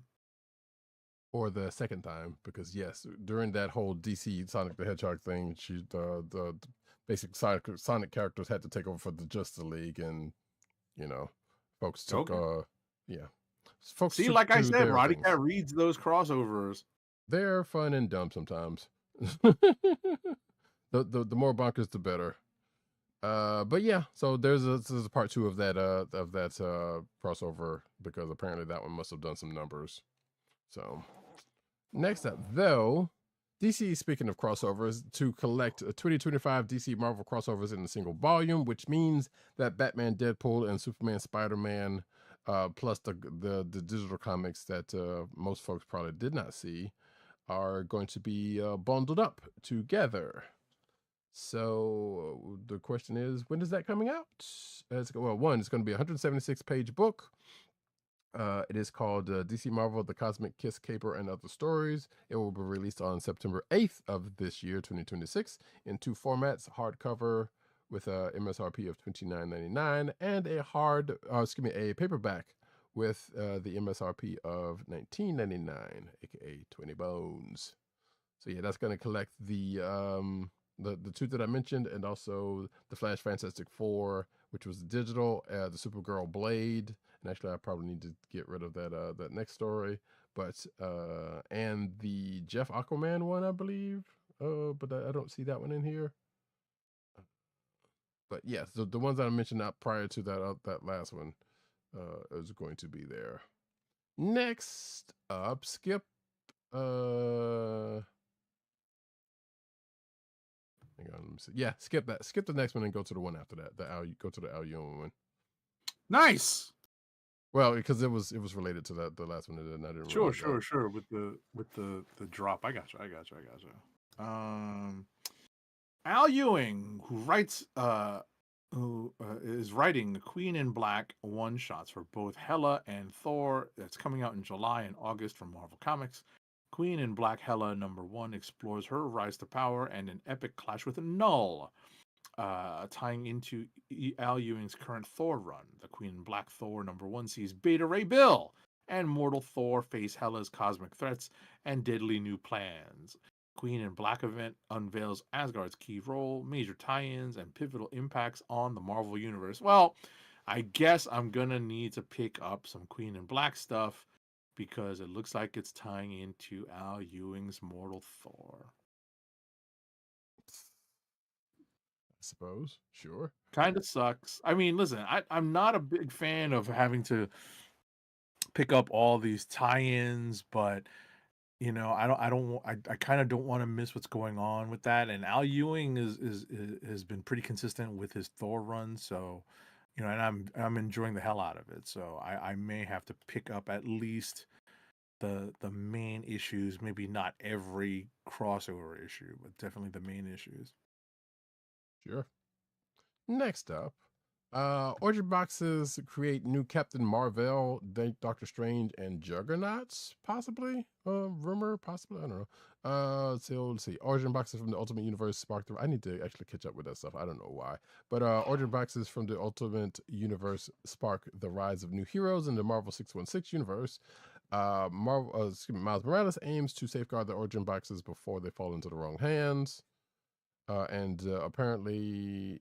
So this is where that MCU version of Wonder Man is coming into play, right?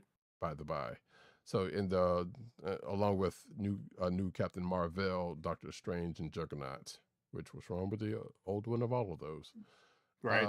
But yeah, upcoming Reborn Ultimate Impact series ties into Armageddon and the fate of the Origin Boxes. So all of that's being wrapped up in together, apparently, for reasons. Yeah. Do we have a time? Oh, Kamala's gonna be the Doctor Strange. That's gonna be interesting at the very least. Or that looks like Kamala, I should say. I don't know. It's the I could be wrong. We'll see what's going on. Yeah. I'm looking for a date, honestly. So, and I'm not seeing that, but we just got. Well, I was about to say, this is definitely coming out in the next solicit, so we're talking about June. Right. So therein lies that. Next up. Let's see.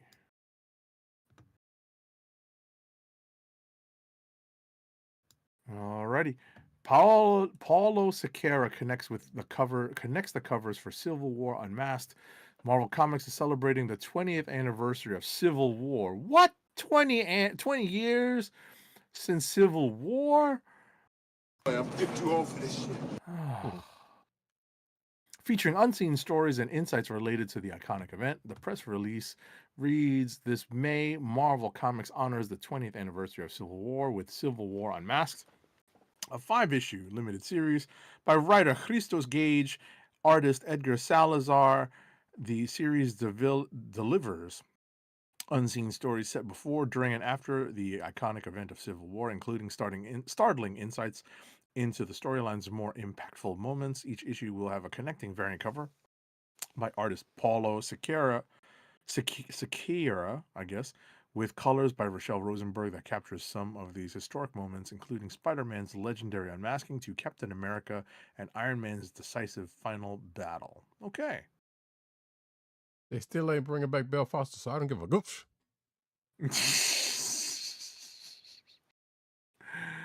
Next up, as we get into a little bit of Toy Corner, Hasbro Marvel Legends series Punisher Hulkbuster armor figure comes. Well, it says comes next week, but that could be this week. As Hasbro Pulse exclusive. So is you can, if you're watching the video version, you can see I'm assuming this is a mock-up of the figure, or maybe they had some in hands. Yeah, I think the pre-order dropped yesterday. Yeah, but you can see there we go. There's a Punisher in armor. It looks more like Solid Snake to me, which is funny. But you know, I'm sure the parallels are there one way or the other. More shots. Also looks like Ironmonger, but you know. Kinda. Listen, I remember the era of the Punisher in his Hulkbuster armor. It's not for me. This figure's not for me. Yeah, it's cool. No. I'm glad that they're mining the comics to get ideas for this, but you know, it's not for me. Yeah, sure. I guess I can think of others they could go to, but you know, hey, of course, it is what it is. Melinda May.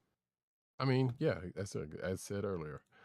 Next up, though, I'm going to take these two. Oh, nap time! An essential pair of Magic the Gathering starter products are discounted right now, and that is well, this article is days old, so I don't know if those prices are still on there, but the last I checked, they very well could be.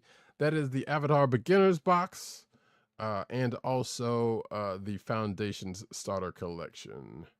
So actually, I'm just gonna pop into our, Amazon real quick. Actually, it's cheaper. Interesting. If you're watching the video version, you can see that the Avatar box is $23.67, and the article mentioned that it was $26.99.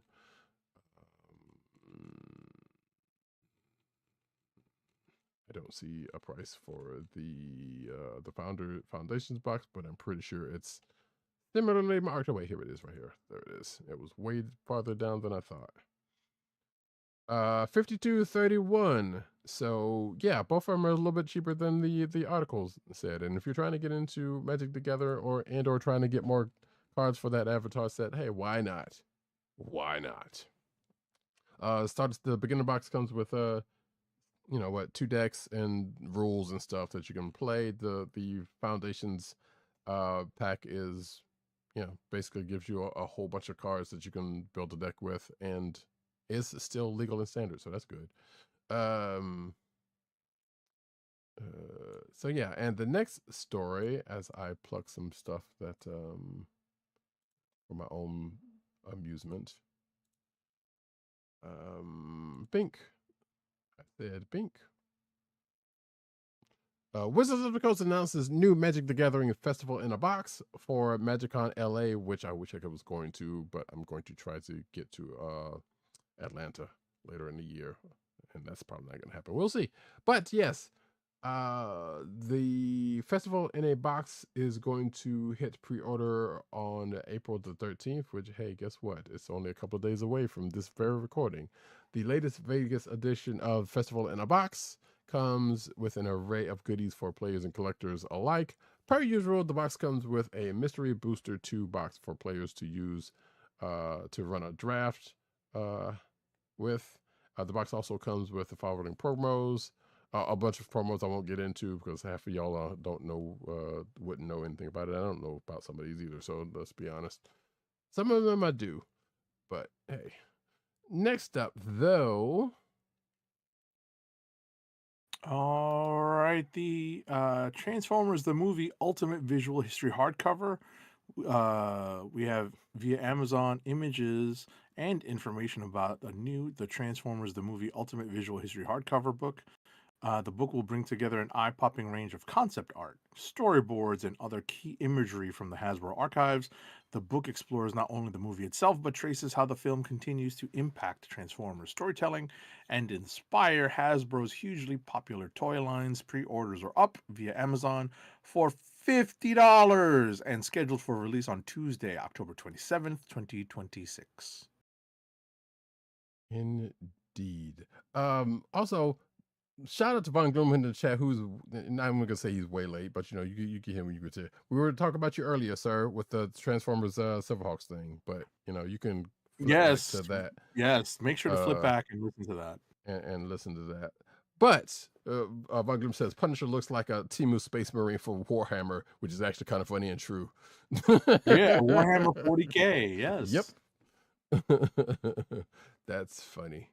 But last but not least, for fighting game fans, the Invincible versus Open Beta is starting this weekend, actually, as of this recording. So probably by the time you hear this in audio, if you don't catch the video version, you might have missed it, sadly. So sorry. But if you go to the PlayStation Network and or Xbox Live, if you're catching this as we are recording, or if you're catching, like I said, the video version in the next couple of days after this recording, then you'll be able to partake of the open beta. You know, just plunk on the thing, download it when it's download it, and I guess have at it when it starts, which is going to start, I believe. So yeah, Looks like it's live now. Yeah.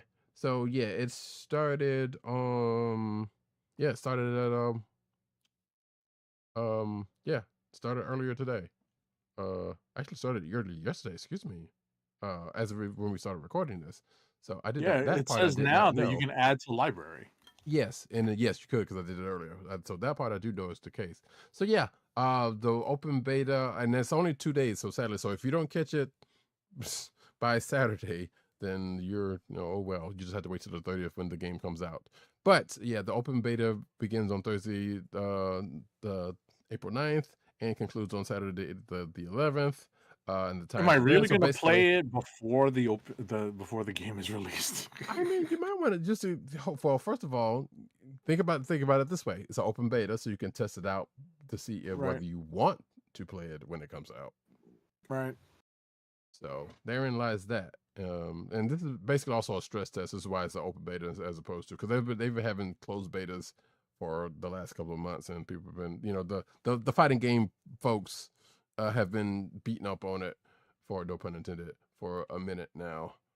But the characters that are in this version of the demo, or this version of the beta, is Alan, Adam Eve, Battle Beast, Bulletproof, Invincible, Monster Girl, Omni-Man, Rexplode, Robot, and Thula. I know there are some folks that were upset that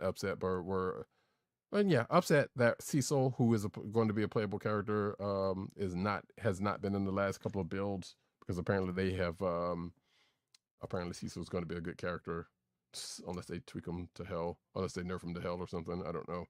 But you can also go through the tutorial, practice, and go through ranked if you want to, in the open beta. So yeah, if that is of interest to you, you can check it out. Like I said, in the couple of days after this recording. I just picked it up. Mm-hmm. I was going to tell you about it earlier, but I forgot. I was like, wait, because I wasn't sure whether you would be expressly interested in it or not. But I'm reminded of something an old colleague of mine once said. If it's free, that means no. If it's free, it's for me. Yeah, if it's free, it's for me. That's exactly right. Fair. It's late. Yes. My caffeine has worn off. That's okay, because this is the last story, so don't worry about that. But yes, folks, that is the thing. You can check it out, and I'm sure there are people streaming it and beating up on it right now. But that being the case, folks, that is the news section for the night. Can we get one last ad read? Alrighty. It's late. Keep our podcast free by shopping at Amazon. Visit cspn.us, then click the Keep Our Podcast Free link at the top of the page. From there, scroll down and click on the Amazon link to shop. Purchase items from Amazon as you normally would, whether it's books, music, electronics, jewelry, apparel, or Marvel Legends. For every purchase made on Amazon through our link, Amazon sends the CSPN a payment that helps us keep the Comic Book Chronicles podcast free for our listeners at no extra cost to you. Amazon.com through CSPN.us. Do it today. So yeah, folks, that's it for this show for this week. We will be back next week with more Maul, more Legacy of Monsters, more Daredevil, more. There's way too much content. Yes, more the boys, more Invincible, more books. Daredevil. Yes, more Daredevil. All of that is still upon us, folks. And we're doing our best to speed through a lot of this stuff with like only the basics to not spoil you. So we're trying, folks. Yeah, and luckily half the time if folks are trying to get before that rush, they would have seen it before we even talked about it anyway. So we're not, but we still, want to be mindful for the folks out there who haven't seen it yet and happen to be listening to this show. That being the case, though, maybe there'll be an Invincible versus stream. You can see some very sucky gameplay by one of us, because neither one of us, while we do play fighting games, I can only speak for myself on this and say I ain't that great, but but I do like me some fighting games. So we'll see. That being said, I have been Roddykat. You can find me at Roddykat on Twitter and Blue Sky. You can find me at News and Steve, Twitter and Blue Sky. You can find me at CBCaps on Instagram. Agent_70 on Twitter, Instagram, Blue Sky, and Threads. You can find this here podcast on the Cold Slither Podcast Network, the CSPN.us. Do it today. And you can find us on your podcast perusal place of choice, whether it be Google Play, Apple, iTunes, aka Apple Podcasts, Spotify, or the Cold Slither Podcast Network's SoundCloud page. But also you can find us recording every Thursday night, 9:30 Eastern Standard Time on YouTube.com/TheKliqNation and Twitch.tv/Comic Book Chronicles. And you can also find Comic Book Chronicles on Blue Sky, because I keep forgetting to put that in there. Make sure to click like, subscribe, leave us all the positive 5-star reviews, especially on Apple Podcasts. That helps people find our show. For the streaming options, make sure to click like. Make sure to smash that like button. Hit that notification button so you know when we are on live and direct.